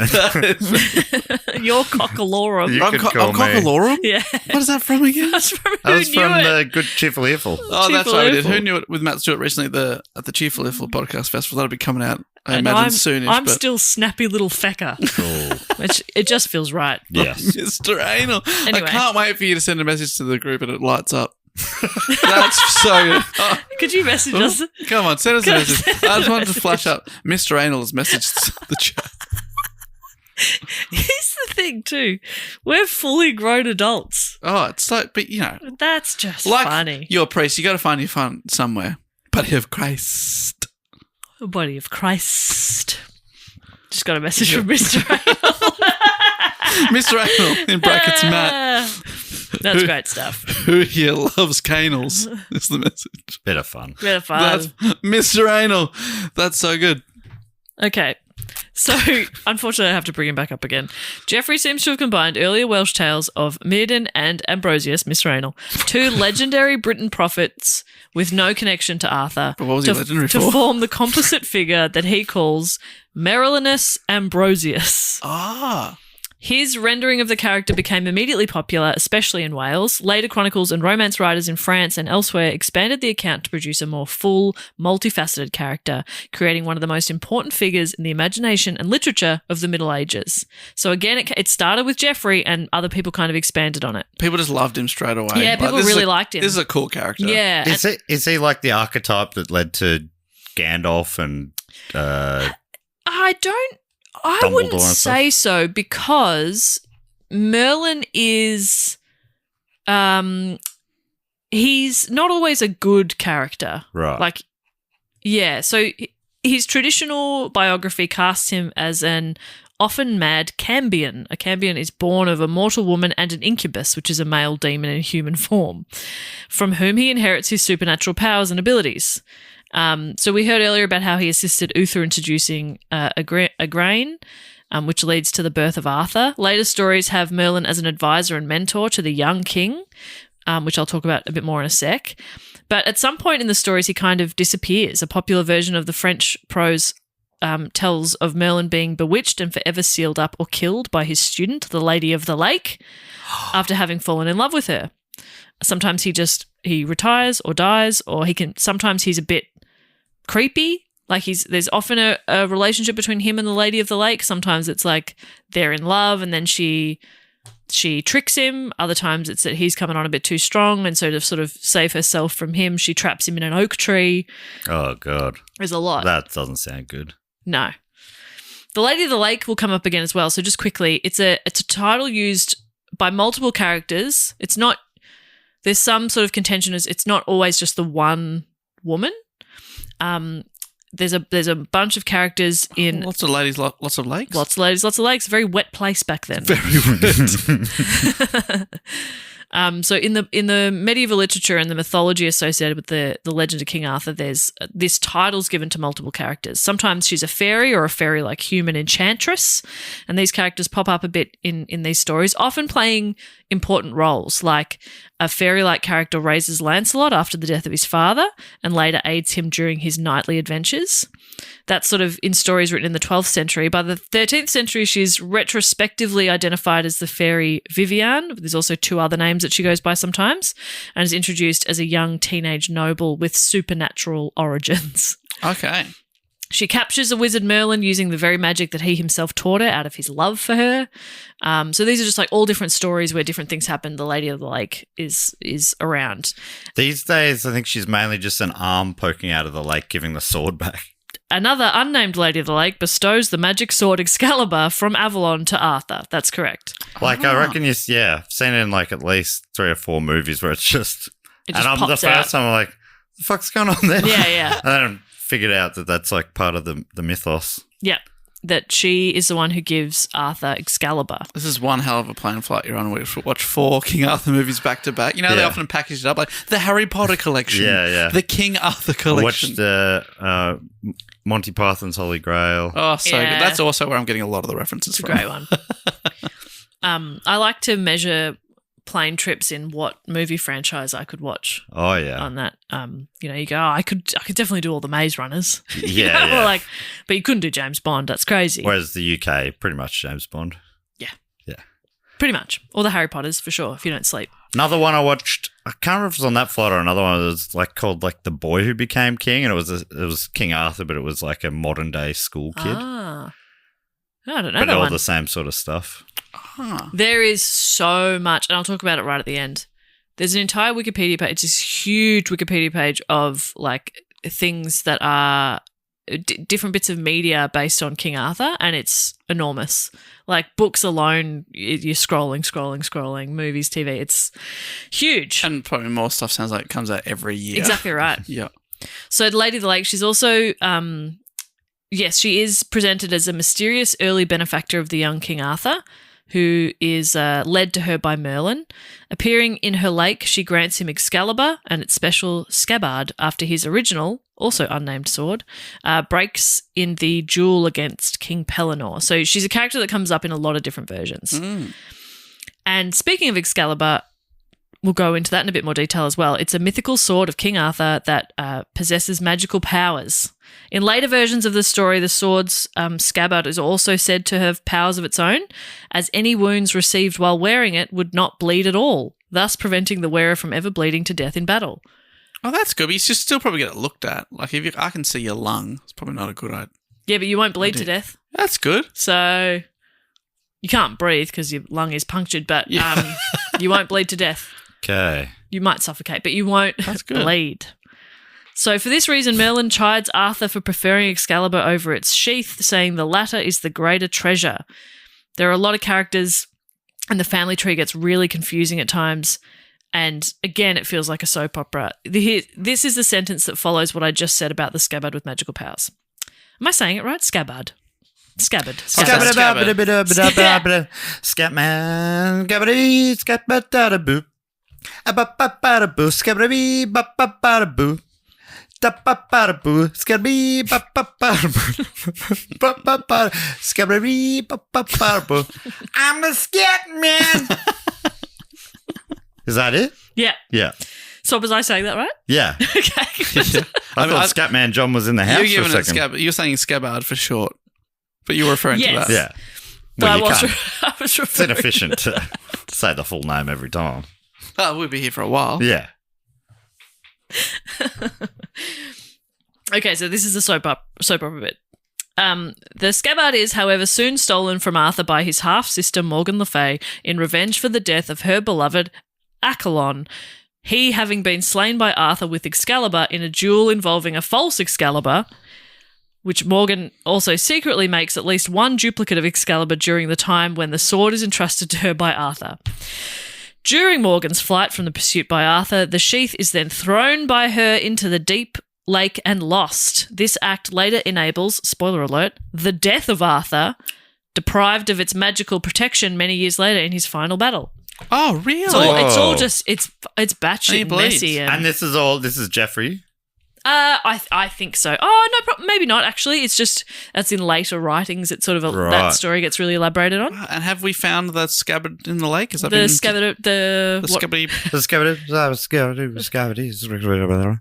I'm the Scatman. Are they still looking for that? I believe so. Yes. Wow! Imagine Big we lake, found it. Big Big lake. lake. Got to drain that lake. Drain the swamp. So Excalibur was given to Arthur by the Lady in the Lake, but that's not the only famous story involving Arthur and a sword. The Sword and the Stone, which Matt mentioned, is a sword that will tell people of Britain who the next king will be.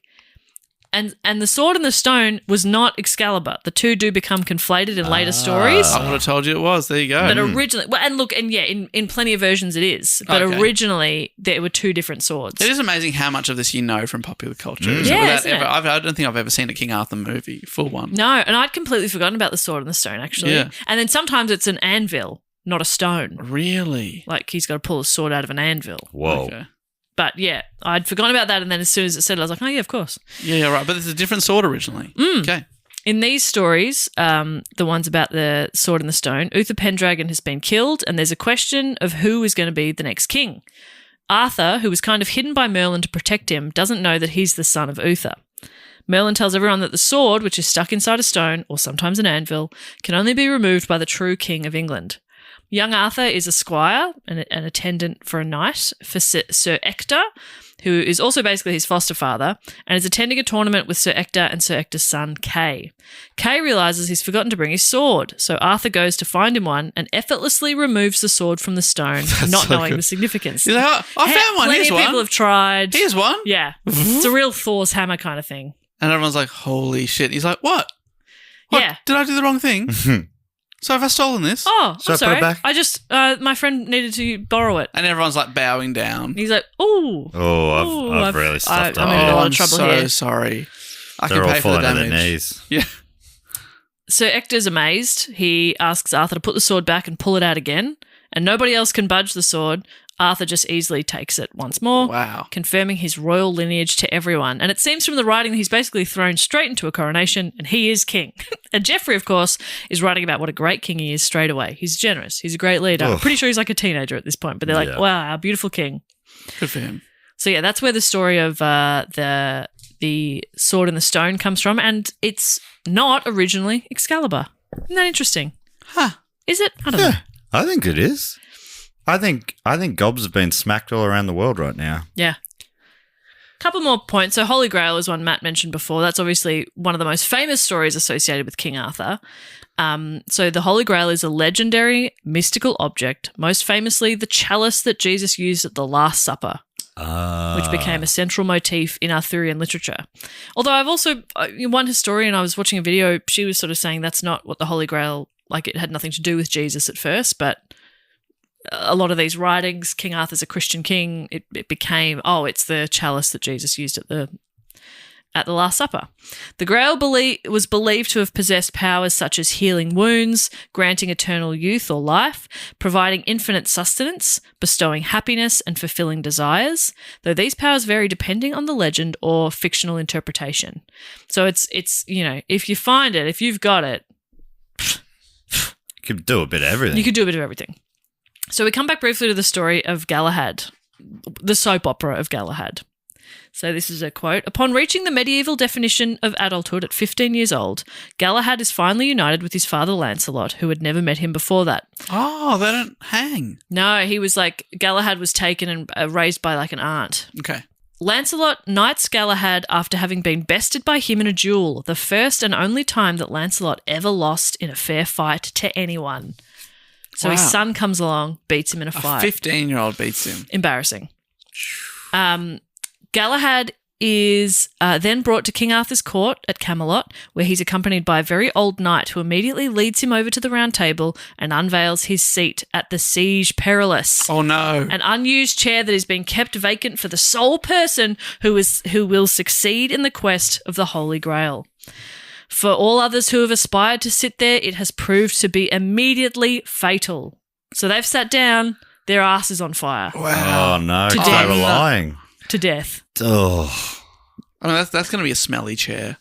Galahad, though, survives this test. Whoa. Uh-oh. Witnessed by Arthur, who, upon realising the greatness of this new knight, leads him out to the river where a magic sword lies in a stone with an inscription reading, "Never shall man take me hence, but only he by whose side I ought to hang, and he shall be the best knight of the world." Whoa. So that, again, they've put a sword in a stone again. That's how people used to Okay. communicate back then. Yeah. It's a good test. Just putting swords in stones. Because it's a more positive version of the death chair.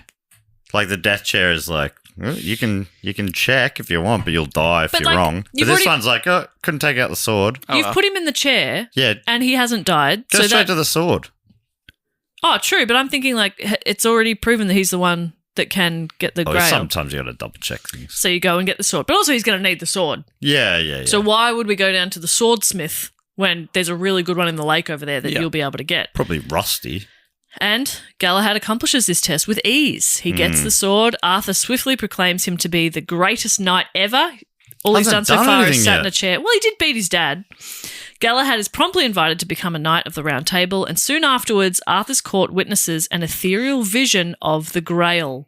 So they're all sitting around the table, probably doing shrooms. They Yeah. see the Grail. It's like hovering there in front of them, and they know what this All the sign locals means. scattered. They were hiding in the snow. They know what this means. They know it's go time. We're hunting for a grail. It's go time. So many adventures ensue. We got to go get a cup. Boys, get the lads together. We're getting a cup. And they go skipping off through the forest. Okay. All right. After many adventures, Galahad and his companions find themselves in the mystical castle of Corbinic at the court of King Pelles. That's Galahad's granddad. Oh. His grandfather and uncle bring Galahad into a dark room where he is finally allowed to see the Holy Grail. Galahad is asked to take the vessel to the holy island Saras. Wait, they had it? They had it. His granddad freaking had it. The whole time? I assumed they had to go get it. Well, I guess they Well, did. they did. But I thought they maybe had to get it, Indiana Jones style. Yeah. Which I haven't seen, but I, thought it might be. Yeah, there's a series of tests. Do they do that? Is that one of the ones in Indiana Jones? Yes, They The go for Last Harley- Crusade. That's the one with Sean Connery as the dad. Right. Man, I can't wait to watch these films. That one is so good. Man, so good. And you missed out on... We did Raiders of the Lost Ark last month on the movie club. And you weren't here. Yeah, why'd you do it without me? Because we had to put out bonus episodes. Yeah, the Patreon had already voted. Yeah. And you left us for England. Pretty rough. Well, I just needed to check if I could get the sword out of the stone. And? Yes, I did. Woo! Sorry to bury the lead, but yeah. Crazy. Yeah, I got them both. Did you bring it back or did Customs take it off you? Customs already took them off. You Oh, can't my do it. God. Are you serious? Absolute nightmare. You went all that way? Boots off, belt off, no swords. What Oh, the come fuck? on. Every system's, every country's different. Fucking- Laptop in the bag, laptop out of the bag. Yeah, the and then first what, you boots start to off for a while. take you start to take your laptop out and there goes, leave it in the bag. Yeah, whoa, and whoa, you're whoa, like, whoa. okay. It says up on the screen above you that you take it out. Oh, Exactly. well, the screen's wrong. Oh, okay, and I'm an idiot. Infuriating. They love just telling you that you're wrong, those people. Yeah, they do. love it. They love it. Power Real hungry. power trip. You seen the new Mitchell and Webb sketch series? There's a sketch about that, how they're pretty full on, Oh, yeah. which I think is Bit of fun. it's a bit of fun. Good to hear that we're on the Mitchell and Webb. So I just told you that somebody's found the Holy Grail. Yeah. Holy crap! And it was just Well, didn't find it. It was at Granddad's house. How did they not find it? Well, they had it. Okay, well, right now, I don't have my dog with me. So if I was to go Yeah, get I think him, that's a great example. You haven't found it. You got it. You he's didn't- lost. At your granddad's Is he house. lost? Yeah, he's lost. But you know where he is. No. But they knew where this thing was. No, they didn't. They didn't know. They didn't know. He just had it and they went and got it. Did They- the granddad they went know? They went on many... Well, yeah, but he has never, spoken to his granddad. Right. It's not like he was just like, oh, I've seen that before. Granddad's got it. But was Yeah. it the kind of thing where Granddad's like, "What? This old thing? Yeah. I don't It's just been in remember. the back room." Blows the dust off it. A genie comes out. Yes. Genie's Jesus. And you wish for more grails. Oh, infinite grails. Infinite grails. You know, Wait, you can't wish for more wishes. Could you wish for another genie lamp? Or you could wish. Oh, that's a good one. You wish for 1,600 grails, and then everyone has their own grail. Yeah, everyone gets their own true. grail. That's nice. Yeah. That's quality. I wish for a holy grail that never runs out. And it's just always full of wine. Oh. Okay. Like Kate Blanchett in the Tim Tam ad. Oh, yeah. Was that Kate Blanchett? Yeah, that was Fuck yeah. young Kate. Young Kate, our Kate.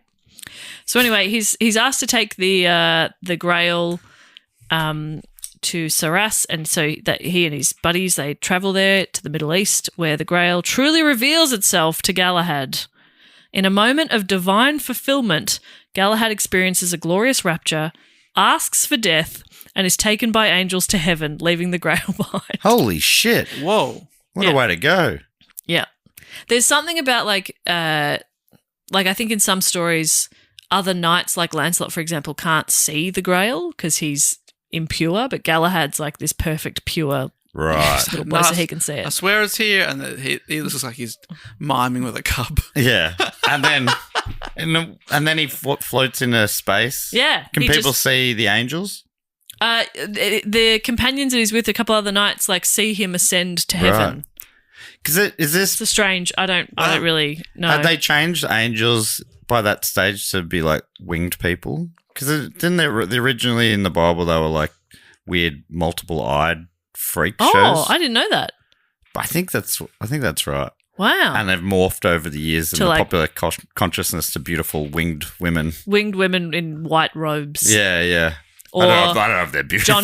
John Travolta in a movie. yeah. Michael? Michael. Michael, is that you? Michael. Anyway, so Galahad's pure heart allowed him to achieve the Grail and be worthy of ascending to heaven, a fate denied to others due to their imperfections. Denied. He was so perfect and pure that he could get the Grail and then go to heaven. And he was happy with that. Wow. There's obviously a lot more to it, and it's written a million different times in a lot of different ways, but my goal here, because there's so much information, was like to just fill you in, fill some gaps. See, where does everything fit in? Mint is still $15 a month for premium wireless. And if you haven't made the switch yet, here are 15 reasons why you should. 1, it's $15 a month. 2, seriously, it's $15 a month. 3, no big contracts. 4, I use it. 5, my mom uses it. Are you playing me off? That's what's happening, right? Okay, give it a try at mintmobile.com/switch. Upfront payment of $45 for 3-month plan, $15 per month equivalent required. New customer offer first 3 months only. Then full price plan options available. Taxes and fees extra. See mintmobile.com. Monday Sidekick, the AI agent that knows you and your business, thinks ahead and takes action. Ask it anything. Seriously. Monday Sidekick, AI you'll love to use. Start a free trial today on monday.com. So, okay, final thing. There were several factors that contributed to the fall of the Round Table. No, it wasn't structurally supported for 1,600 members. I know. They weren't good carpenters back then. Although Matt knows why. Yeah. Oh, they should have got my mate on it. Yeah. Yeah, he does good work. Jess's brother? Yeah. My brother. Great carpenter. Measures twice, cuts once. So these are some of the factors, like the affair between Sir Lancelot and Queen Guinevere was uncovered. Oh, no. Arthur goes off to fight Lancelot, Really? Shit. which causes a divide in the Round Table because some of the knights are on Arthur's side, some are on Lancelot's side. Oh, no. They've cut the round table in half. That's not good. A couple of semicircle tables. Yeah, now there's multiple heads of this table. Yeah, now. it's really confusing. And while Arthur's out, his illegitimate son, Modred, who is also his nephew, because he fathered Modred with his half-sister, though apparently they didn't know they were related at the time. Okay, great. That's fine then. Modred is usually a villainous character in these stories, and he swoops in and tries to woo Guinevere and take over the throne. Arthur returns, and a civil war is sparked by Modred's rebellion after Arthur has entrusted him with the kingdom during his absence. Several battles take place. This is a huge, big civil war. All these battles take place, both sides losing. Some stories say like tens of thousands. Like it's this enormous battle. How do you count? Like Exactly. those big battles. I never understand. Like the estimations are always so broad because you're like, Yeah. how the hell would you know? And who's making everyone's uniform? Yeah. 10,000? I think the mums. Oh, yeah, because I guess they probably all have mums. Yeah. And they do a head count on the way. Single file. Yeah. 1, 2. They got one of those 3, little clickers. 4, 5, Like at a 6. nightclub? Oh, Jessica, please. I'm going to have to start again. 1, 2. 3, 4. Counting like a mum. 1. Is that what I was doing? Yeah, it's cute. I thought I was counting like a teacher, but my mum is a teacher. So Same. Whoa. Same. Same. Same. Same. Same. All mums are teachers. Right. All dads are businessmen. I don't know what to tell you.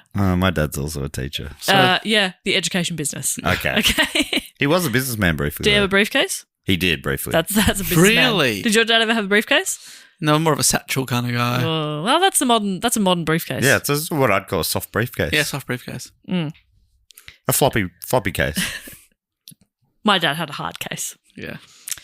Anyway, so these battles are taking place, both sides losing tens of thousands, until eventually Modred decides that he's kind of like, they'll fight, and then he flees. He decides to stop fleeing. He's going to make a final stand and either defeat his uncle/dad or die. The final battle is known as the Battle of Camlan, and it was fierce and especially bloody.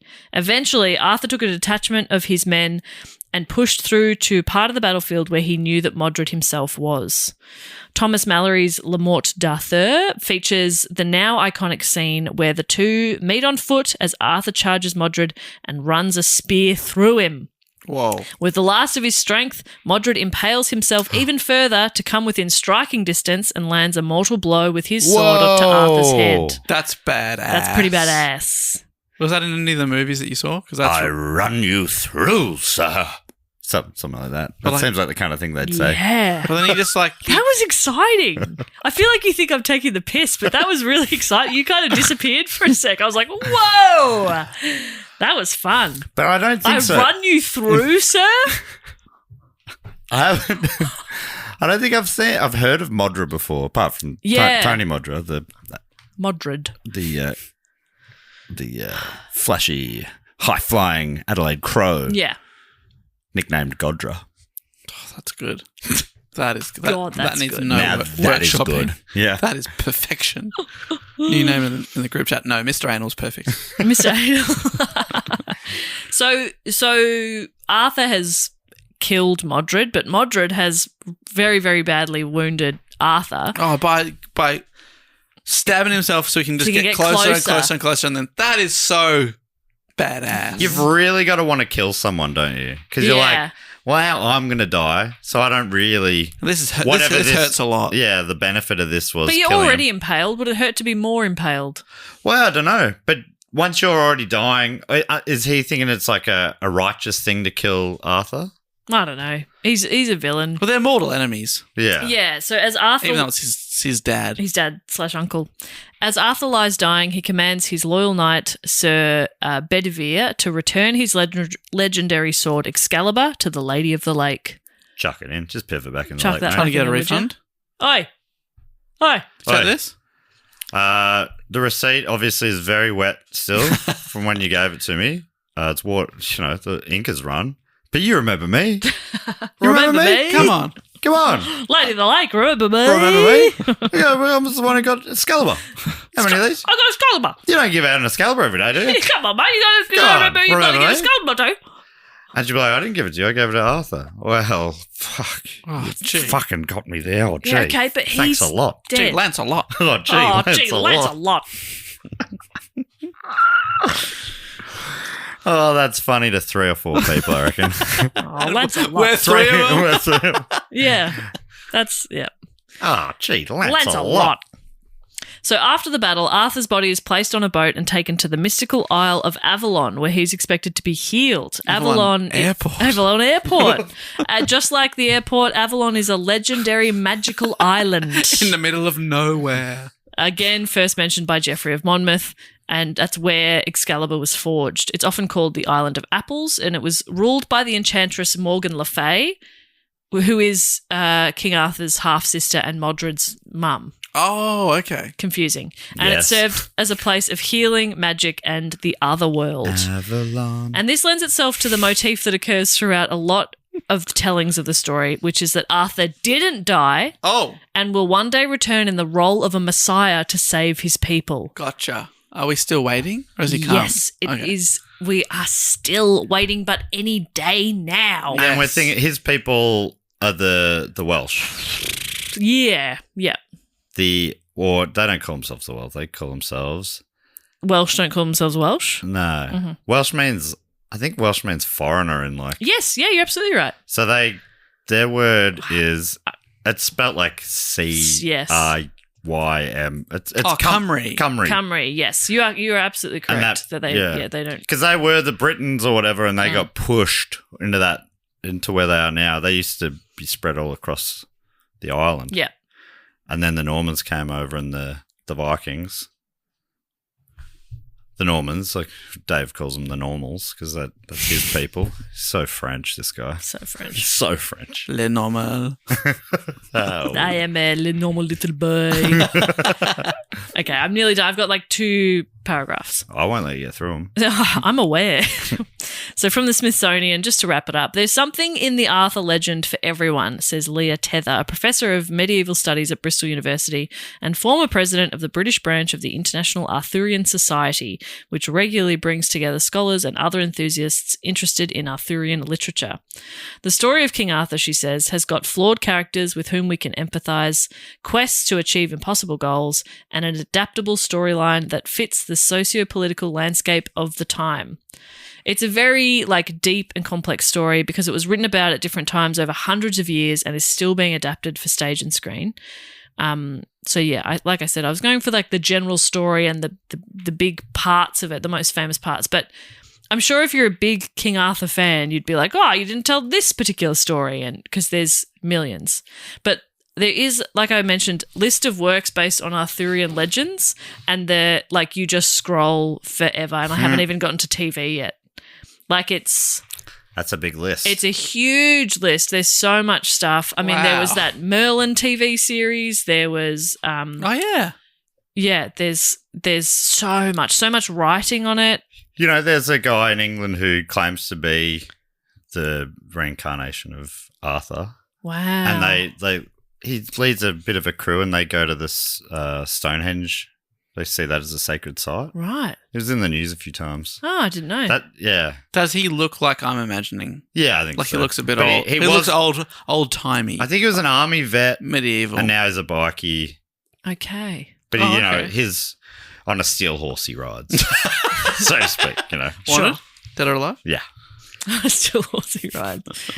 So that's sort of the story about King Arthur. Wow, it's fascinating that it's lasted so long, isn't it? Yeah, and like it must be my kind of guess as a historian Yes. is that there was someone who these stories were based on, that warlord, soldier, but then it's just been really expanded on ever since. Or Dave's theory, he was so good. He was so good. The others were jealous of him. The next kings come in and go, let's expunge everything about this guy.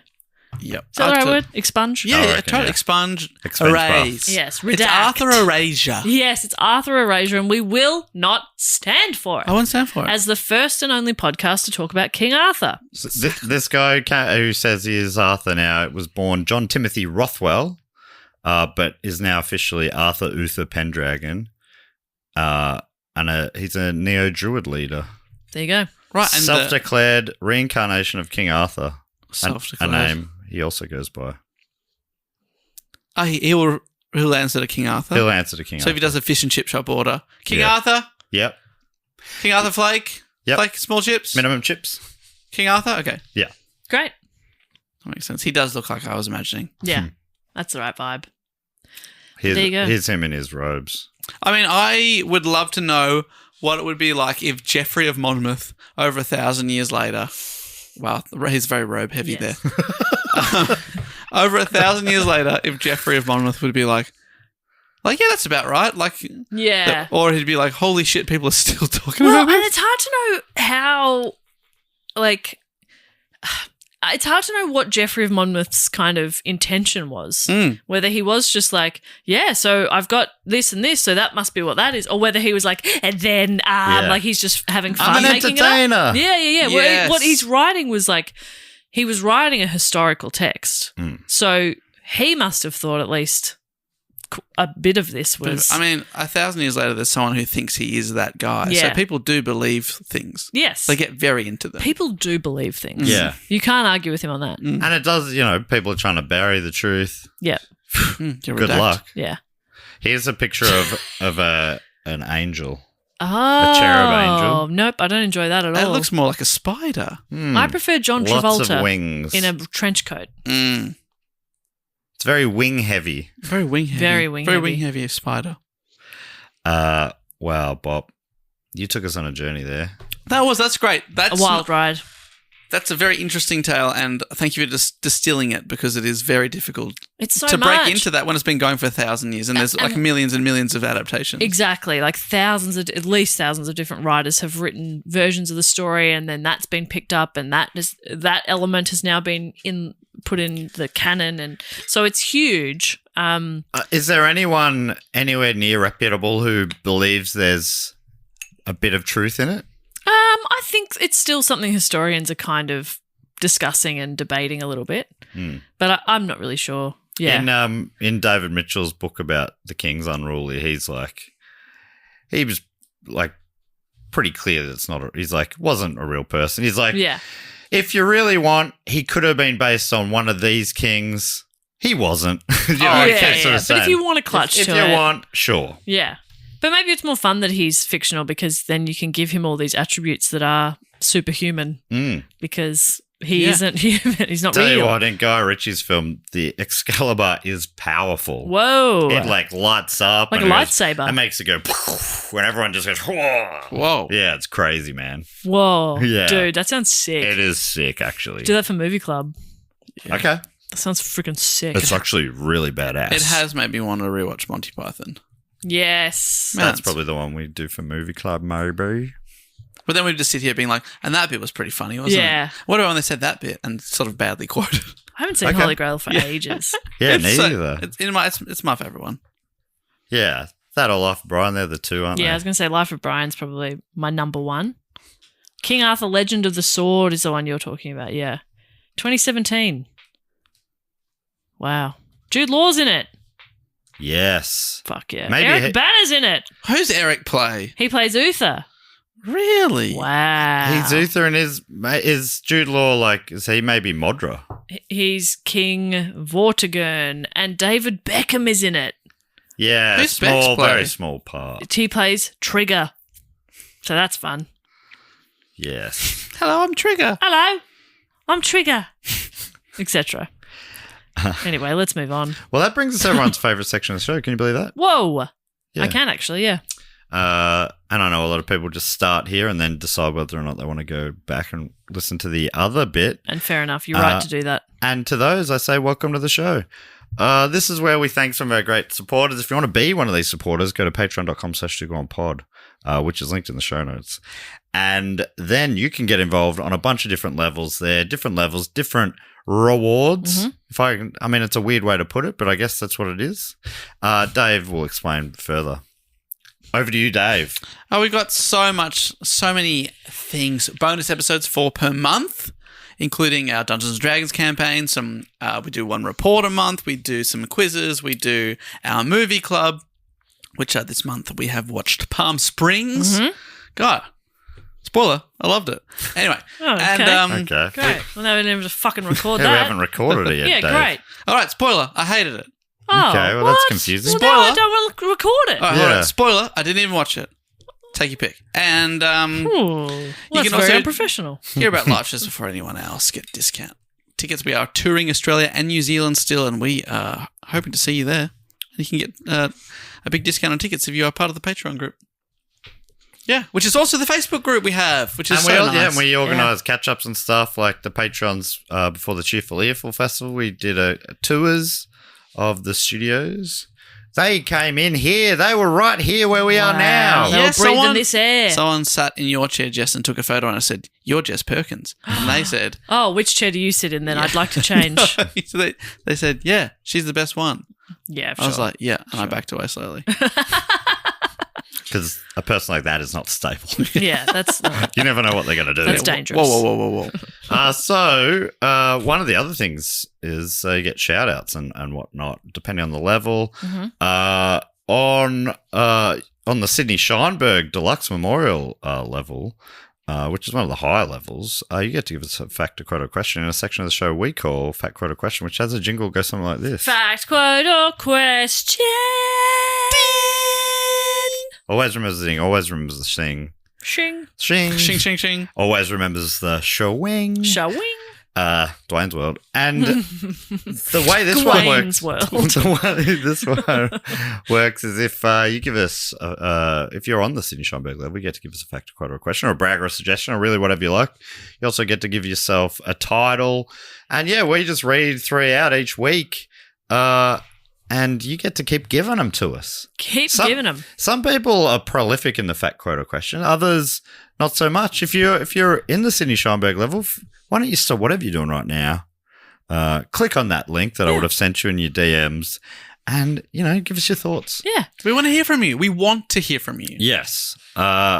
Anyway, 3 great ones this week. First one comes from Madeline, or Madeline, perhaps. Madeline Murray Baker, MMB, aka the Vice President of Wise Precedents. And Madeline has a question. What's an album you recommend people should listen to in full and why? Oh, what a fantastic question. Open my Spotify. Madeline writes, and we always encourage question askers to question answer. And Madeline's answer is Royal Blood's self-titled debut album is my answer. It might as well be a sausage factory pumping out banger after banger without a skip in sight. Highly recommend. Ooh. Thank you so much, Madeline. I think the first one that came to mind is maybe Circus Animals, Cold Chisel. Oh, It's just got, some of their greatest hits and then album tracks that are absolute bangers. You may as well call it a sausage factory, in fact, because all the members are men. But yes, that's the first comes to mind. What about you? That's a good one. I would probably say Come On Over, the album by Shania Twain. Okay. From 1999. Speaking of sausage factories. Come on over. That's banger after banger. Honestly, I think you put that album on and it's like, was this what, all of these singles? It absolutely all of these freaking number one hits? slaps. Really good stuff. I was just looking through my albums and that's on there and I'm like, I rediscovered that maybe earlier this year, late last year, and was like, fucking hell, this album's good. Fucking hell. Good fun stuff. For me, it would be I've a little. How about this little game I like to play sometimes when I'm writing a report and I want to put on some music to listen to, and I often want to discover something new. I get a random number between 1 and 500, and then I go to the list of Rolling Stone's 500 greatest albums of all time, and I go, all right, well let's discover something. Clearly, this is going to be pretty good.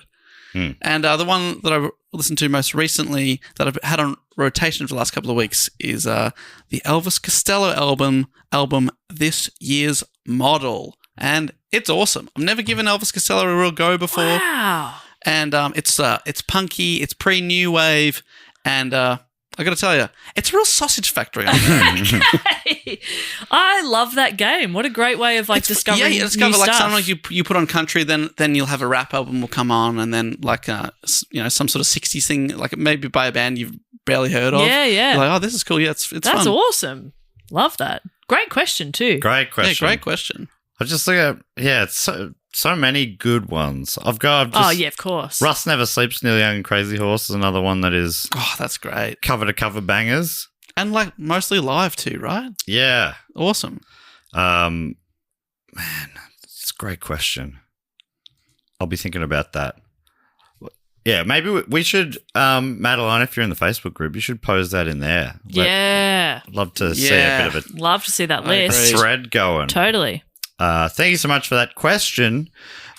Pete Holburton, the steely-eyed missile man himself. Great to see him at the Chief of the Air Force recently. Was I actually, didn't get to say hi to him. I saw you chatting to him at one point, and he I was went, on the Pete's tour. here. I think he sat in your chair and said you're his favourite. Was that him? And then I didn't even say hello. Say it was him, please. I need this.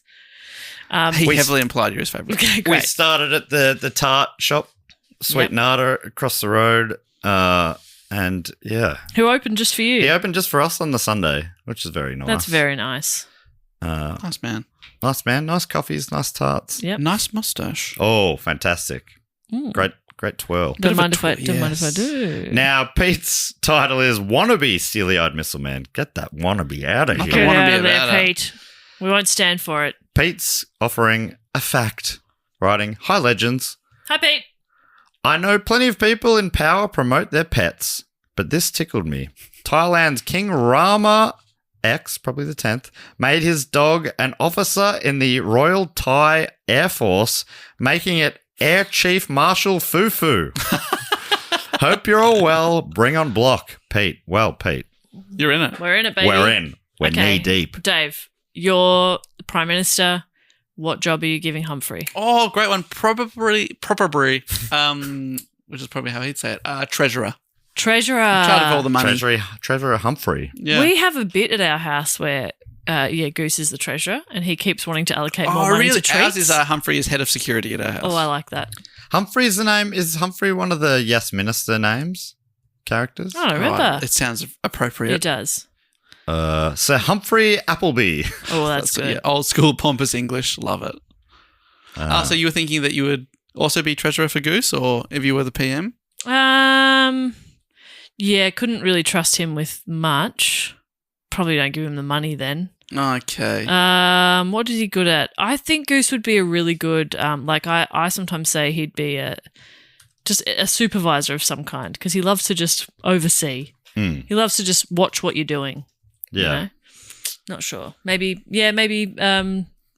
What's our version of the FBI?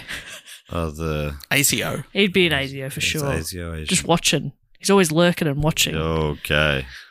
Great fact. Thank you, Pete. Fufu really brought it home. Absolutely. Fufu's great. Great name. Air Chief Marshal Fufu. That's so good. Last one this week comes from the Great Siraj. He's given himself a... The great Siraj, who also... what is it? A condominium? A condominium. He's giving himself a condominium. What's that word you said before? Cognomen. And Siraj, we got to say, celebrated a milestone birthday recently. Happy birthday. Happy birthday, Siraj. As part of Block. It was a Block birthday. What was I say? What a gift. What a gift. Happy birthday. What a gift to us. What a gift to the world. He's given himself the title International Spy, though as I'm reading this, I'm pretty sure someone else has written it. He's not calling himself the Great Siraj International Spy. But Good point. Under Fact Quote or Question, he's written Love for Others, writing, did you know all the best people have their birthdays during Block? Oh, I'm blushing. Oh, my God. Okay. Our wonderful, funny and kind mum, Sophie Shooter. Our loveliest man alive, brilliantly dry-witted Gary J. Wow. Our tiniest ever Patreon, Penelope. And our bearded weirdo, Matt. Sorry, Justin Dave. Tell you who isn't born in Block. It's me, Siraj. Oh, not born in Block. And I will never be as good as Gary or Sophie because of it. Now I've probably got a flight to catch. Bye. Yeah, so that's clearly Sophie's written that. Yeah. Well, happy birthday to all those beautiful people. Wow. Or maybe Gary wrote it and Sophie punched it up. Yeah. Yeah. Because they're both on the Scheinberg level as well. So makes sense. You guys are cheeky. You Don't start this sort of nonsense. It'll get out of control. You cheeky devils. Thank you so much, the great Siraj, for all your support. Yeah. He even came to my show in Bendigo. What a guy. Which really, after having just been at shows throughout the UK, I don't know why I was equally surprised to see him in Bendigo as I was to see him in Manchester, but still. Still surprising. Bendigo? What a gun. The next thing we like to do is shout out to a few other great supporters on the shout out level, which I believe, or above. So the Ask Prod level or above, I believe. And Jess normally comes up with a game. That's true. And I thought of one while we were doing the report, and now I've forgotten it. I will say that it looks like a bunch of these do not have their addresses, and we're getting pretty close to the point where we're going to have to cut off Christmas cards if we haven't already. But fix it for next year otherwise. If you do want to get the Christmas card and you're like, why don't I ever get the Christmas card? It's a good chance that you haven't entered your postal address into the Patreon. Yeah. And if you don't know how to do that, you can Google it and say, how do I change my address in Patreon? A how-to guide comes up. People ask me, and then I Google it, and then I send them the link. That's sort of... Yeah. So if you want to cut out the middleman, you can just do the Googling yourself. Now, Jess... I've given you a bit of padding there to think of something. Yeah, no, I was just listening to you instead. Well, why don't we just give him a spot at the round table? Okay. And a specialty, because, Merlin had 7. Oh, yeah. So we can just give, I don't think they're greedy. They just need one. Like one strong specialty, lover or whatever. Yeah, sweet. Or whatever. Great. Love it. And are we just making up the names, or are we assigning them one of the 1,600 names? Well, I thought we could give them a condominium for their real name. Okay. Love it. All right, Dave gives the condominium. Jess gives them their specialty. I'll read out the name and place. Great. Let's do it. All right. From, oh my God, I've accidentally got I've got this not quite right. I've got their street address. I won't be reading those out. From 14. All right, first up. From Danville, California, it's Peter Millam. Peter Millam, the Splendid. The splendid Peter The Millam. Splendid. Peter the Splendid. Oof. And their specialty is witchcraft. Oh, yeah. Whoa. Splendid witchcraftery. Yep. On you, Peter. Thank you so much. Thank you so much for your support. Next up from Address Unknown, can only assume from deep within the Fortress of the Moles.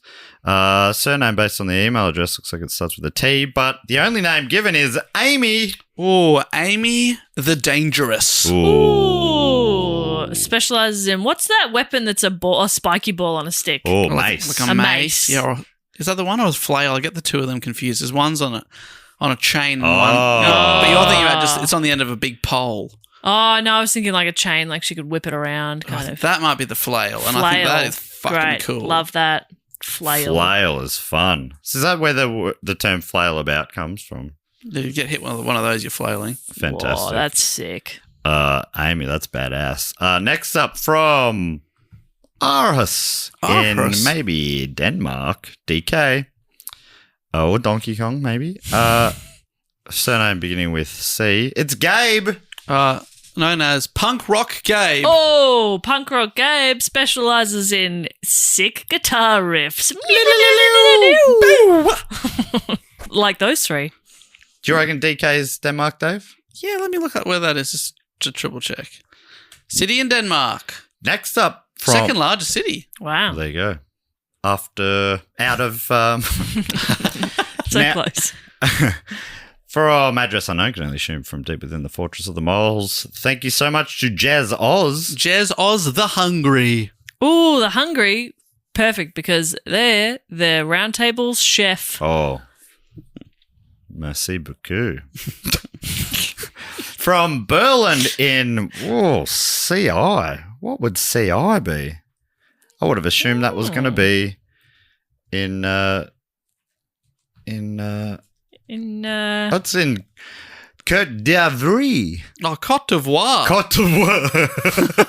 The Ivory Coast. That's freaking cool. From Berlin in the Côte d'Ivoire. Am I closer? Can you give it to me one more time? German. One more. Cote d'Ivoire. Cote d'Ivoire. From Berlin in Côte d'Ivoire, it's Andreas M. Andre M, maybe. Andreas M. What about the poor Andreas M, the finger clicker?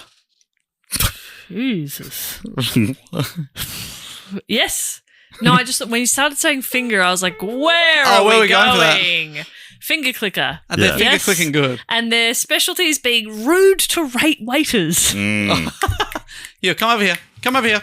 I need to tell you about this fish. Garçon. Garçon. And it's funny you say fish. I was going to say great fisherman, but I changed my mind Oh, okay. to being very rude to waiters. And fingers made you think of fish. Fish fingers. Fish fingers. Not any other reason. Yep.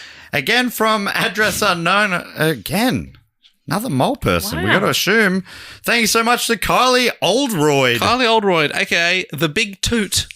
Big toot. And the specialty is weightlifting. Wow, that's good. Don't want to do a big toot when you're deadlifting. Well, if that's what you need to do to get that extra Yeah. lift, so be it. Never trust a fart. I remember I've said this before when I was a kid. dear. I was playing golf with some cousins, and they'd had a big night the night before, up in the country. And on the first tee, one of them just did the loudest fart I'd ever heard. And he turned to me and winked, and he goes, "Put on the afterburners." I'm like, that's really funny, I think. It had the rhythm of a Yeah, joke. yeah. I'll get it when I'm older, maybe. Yeah, That's great. Give it a little something extra. Afterburners. From, again, Address Unknown, another mole person. Thank you so much, Isaac Dick. Isaac Dick, the quietly confident. Confident. And their specialty is negotiation. Oh, yes. You know? You always want to be the last one to speak, they say. And that confidence really helps. That's Yeah. On you, Dick. So good, Isaac Dick. Isaac Dick. Wait, is this a Mo Sislak Hang sort on a of second. prank call? Isaac Dick. Isaac Dick, because your email address has an entirely different I name. sack dick. Is that what you've done to us? Isaac Dick. You wanted us to say Isaac Dick? You don't have to trick us. And if that is your real Do you also name, think it's- then a beautiful name, and I'm sorry. Because I wonder how, like, if an American, I don't think they'd say it like Isaac. Yeah, they'd say Isaac. I suck dick. I suck dick. Isaac Dick. They were quietly confident they'd get us for that. And they Either way- didn't. They didn't. Isaac Dick. Either way, Isaac Dick. you got us a beauty. Is there an Isaac Dick? Stop giving it to AI, Everyone, Dave. Isaac Dick. Isaac Dick. Dave. Isaac Dick. Dave, stop. Isaac Dick. Isaac Dick. Isaac Dick. Hello? Isaac Dick here. Isaac Dick here. Yeah. Let me break it down for you. I suck dick. Okay? Are you here? Wait, you little late. Hang on a second, Isaac. If I ever get your address. From Rogers in maybe Minnesota in the United States. Surname potentially starting with K. Welcome in, Josh. Josh, the artist's artist. Wow. And Josh is really good at restoring art. Whoa. Oh, that. It's very important in medieval times. Yeah, how else is it going to last for centuries like we need it to? Correct. Great work, Josh. Thank you, Josh. You're doing some fantastic work. Thanks so much for touching up many of my classics. And finally, again from Address Unknown, again, deep within the Fortress of the Moles, please welcome in Ben-san. Humongous Ben-san. Whoa. Is it Ben-san or Ben-son? Ben-san? Is it like, what's the Japanese thing where you say Ben-san? That's Ben-san, isn't it? Ben-san, is it? But it's S-A-N. Ben-san. I don't know. Anyway, humongous Ben-san. Humongous, really, really good at wrangling horses. They call him a bit of a horse whisperer. Yes. Well done. Can you do that with steel horses? Okay. You're a mechanic. All right, bit of fun there. Thank you so much to Ben, Josh, Isaac, Kylie, Andreas, Jez, Gabe, Amy, and Peter. And that just leaves us with the Triptych Club, which is, as Dave describes it, it's like our Hall of Fame almost. But it's a bit of theatre of the mind. We've set up a club for people who have been on the shout-out level or above for 3 straight years. Once you're in, you never leave. But why would you want to? It is paradise in there. It's whatever you want it to be. Yep. We got it all. Dave's emceeing the night. He's going to get the party started. Oh, yeah. Once I read out your names, he'll really pump you up with some weak wordplay. And after the party, Dave's got a band booked to play into the night. Who you got this week, Dave? You're never going to believe it. You are never going to believe What? it. I'm going for 1960s flamboyant theatrical singer Arthur Brown is here. Whoa. We Arthur got Brown. AB. AB is here, known for his powerful, wide-ranging operatic voice, in particular his high-pitched banshee screams. So look Whoa. forward to the banshee. Yes, very excited to hear Also some wears Banshee. extreme face paint and a burning helmet. That's That's awesome. Okay. That is fucking Well, that awesome. was my costume plan. So. Oh, sorry. I mean, he will need some backup singers. No. If you wear the same one as well, you could be like, sorry, mate, could I get a light? And you touch your heads together. That's fun. That's fun. That's fun and cute. We could look like little matches. Just showing a photo of what this singer looks like. Oh, wow. 1960s. Yeah. That's That crazy. feels way ahead of his time.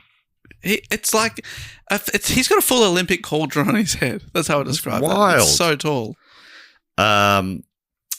And Jess, you normally Sorry, I just want to say his number one single from 1968, Fire. oh Makes wait, sense. is that song that we know that goes like fire and stuff? I wouldn't say we in that Well, instance. We weren't around back then. Was it a big hit? Number 1 in the UK and Canada, number 2 in the US. So yeah, big I hit. reckon I know it. I reckon at some point he says fire. Following the success of the single Fire, the press would often refer to Brown as the God of Hellfire, in reference to the opening shouted line of the song, a moniker that exists to this day. There you go. And I'm so excited to see the Fire in person. Huge. So Jess, you got a cocktail? Yeah, I went for like a medieval theme, so I've got mead Oh yeah. and like some bread and stuff. Venerable mead? Venerable mead. And also, I thought it'd be pretty fun. Like, I got a knight costume. Like, so I'm dressed up like a knight. But Yes. it is a slutty one. Oh, Slutty night. Yeah, I accidentally got the slutty knight costume again. See, yeah, they've like There's tits just are no fully pants. coming out. It's just no pants. Oh. So you're Winnie the Pooh. Yeah. Yeah. That's quite dangerous on the battlefield. do have no pants. Yeah, Yeah. I don't think this costume was for Battlefield, unless Yeah. that's what you call. The boudoir. Yeah, that's my workbench. That's where I get my best work done, mate. All right. Because I'm asleep. Yeah, big time. Man, I fucking love to sleep. Love All right. sleep. So we got 8 inductees this week. Dave, are you ready to pump them up? Woohoo! Jess, you ready to pump me out? I need Yeah. to be pumped. I feel like I need a pump up. Okay, know what I've I got mean? you. Okay, thank you. Thank you for letting me know. Thank you for. Yes. I'm glad I'm a safe space for you. Yes, I just and you need- could communicate that you needed that from me. Open and honest at all times. That's what matters. Communication, dialogue, you, me, bit of chat, Bit of this. bit of that. Thank you. From Provo in Utah. Give me 2. Welcome in Lauren Lyons. I think it's Provo. Lauren Lyons, I'm happy to have you here and I ain't lying about it. Woo! Tell the truth. From Folkestone in Great Britain. Love the echo. Welcome and thank you, Zoe Scandret. I'm happy to have you here and I ain't scam-dretting you. Oh no, the opposite. No scam. Woo! I don't understand, but from Belpa. The name is in- Scandret. Yes. Sounds like scam.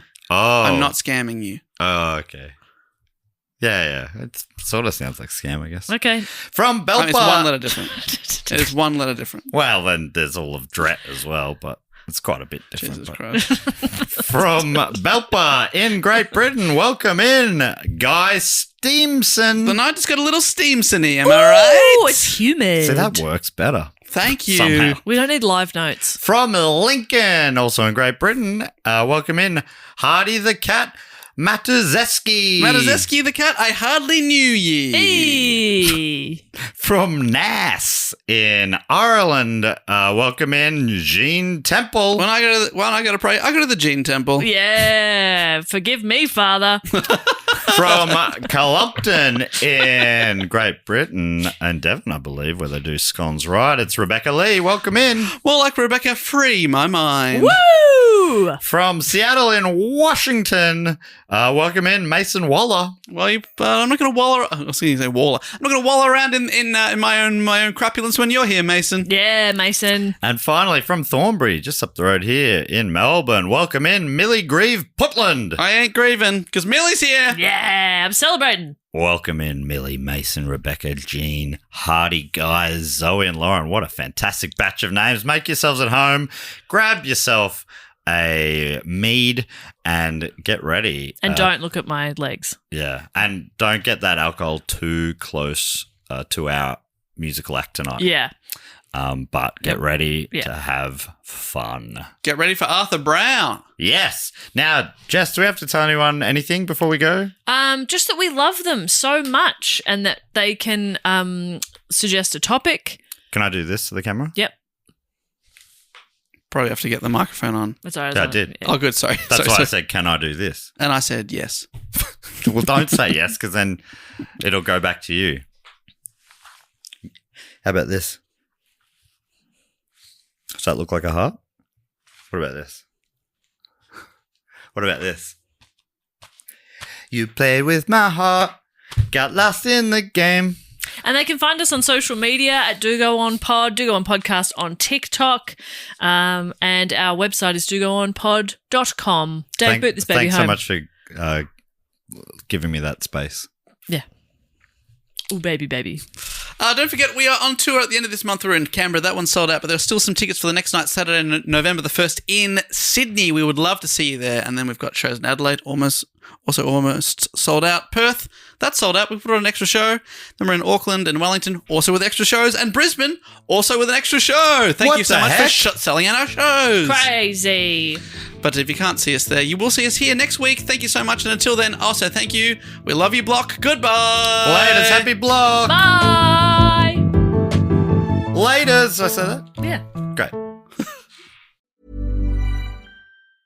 For 25 years, Brightview Senior Living Associates have been committed to creating a vibrant culture and delivering exceptional services, making Brightview a great place to work and live. If you're looking for a rewarding opportunity to serve your local community and grow, we want you to join our team. Brightview Senior Living is growing and actively seeking vibrant associates to join our community teams, including directors, healthcare, activities, hospitality, and dining. Apply today at careers.brightviewseniorliving.com. Equal employment opportunities. Text BV Jobs to 97211 to apply.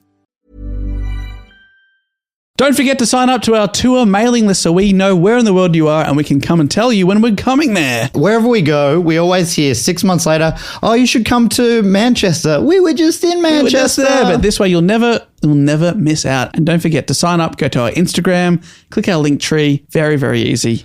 It means we know to come to you, and you'll also know that we're coming to you. Yeah, we'll come to you, you come to us. Very good. And we give you a spam-free guarantee.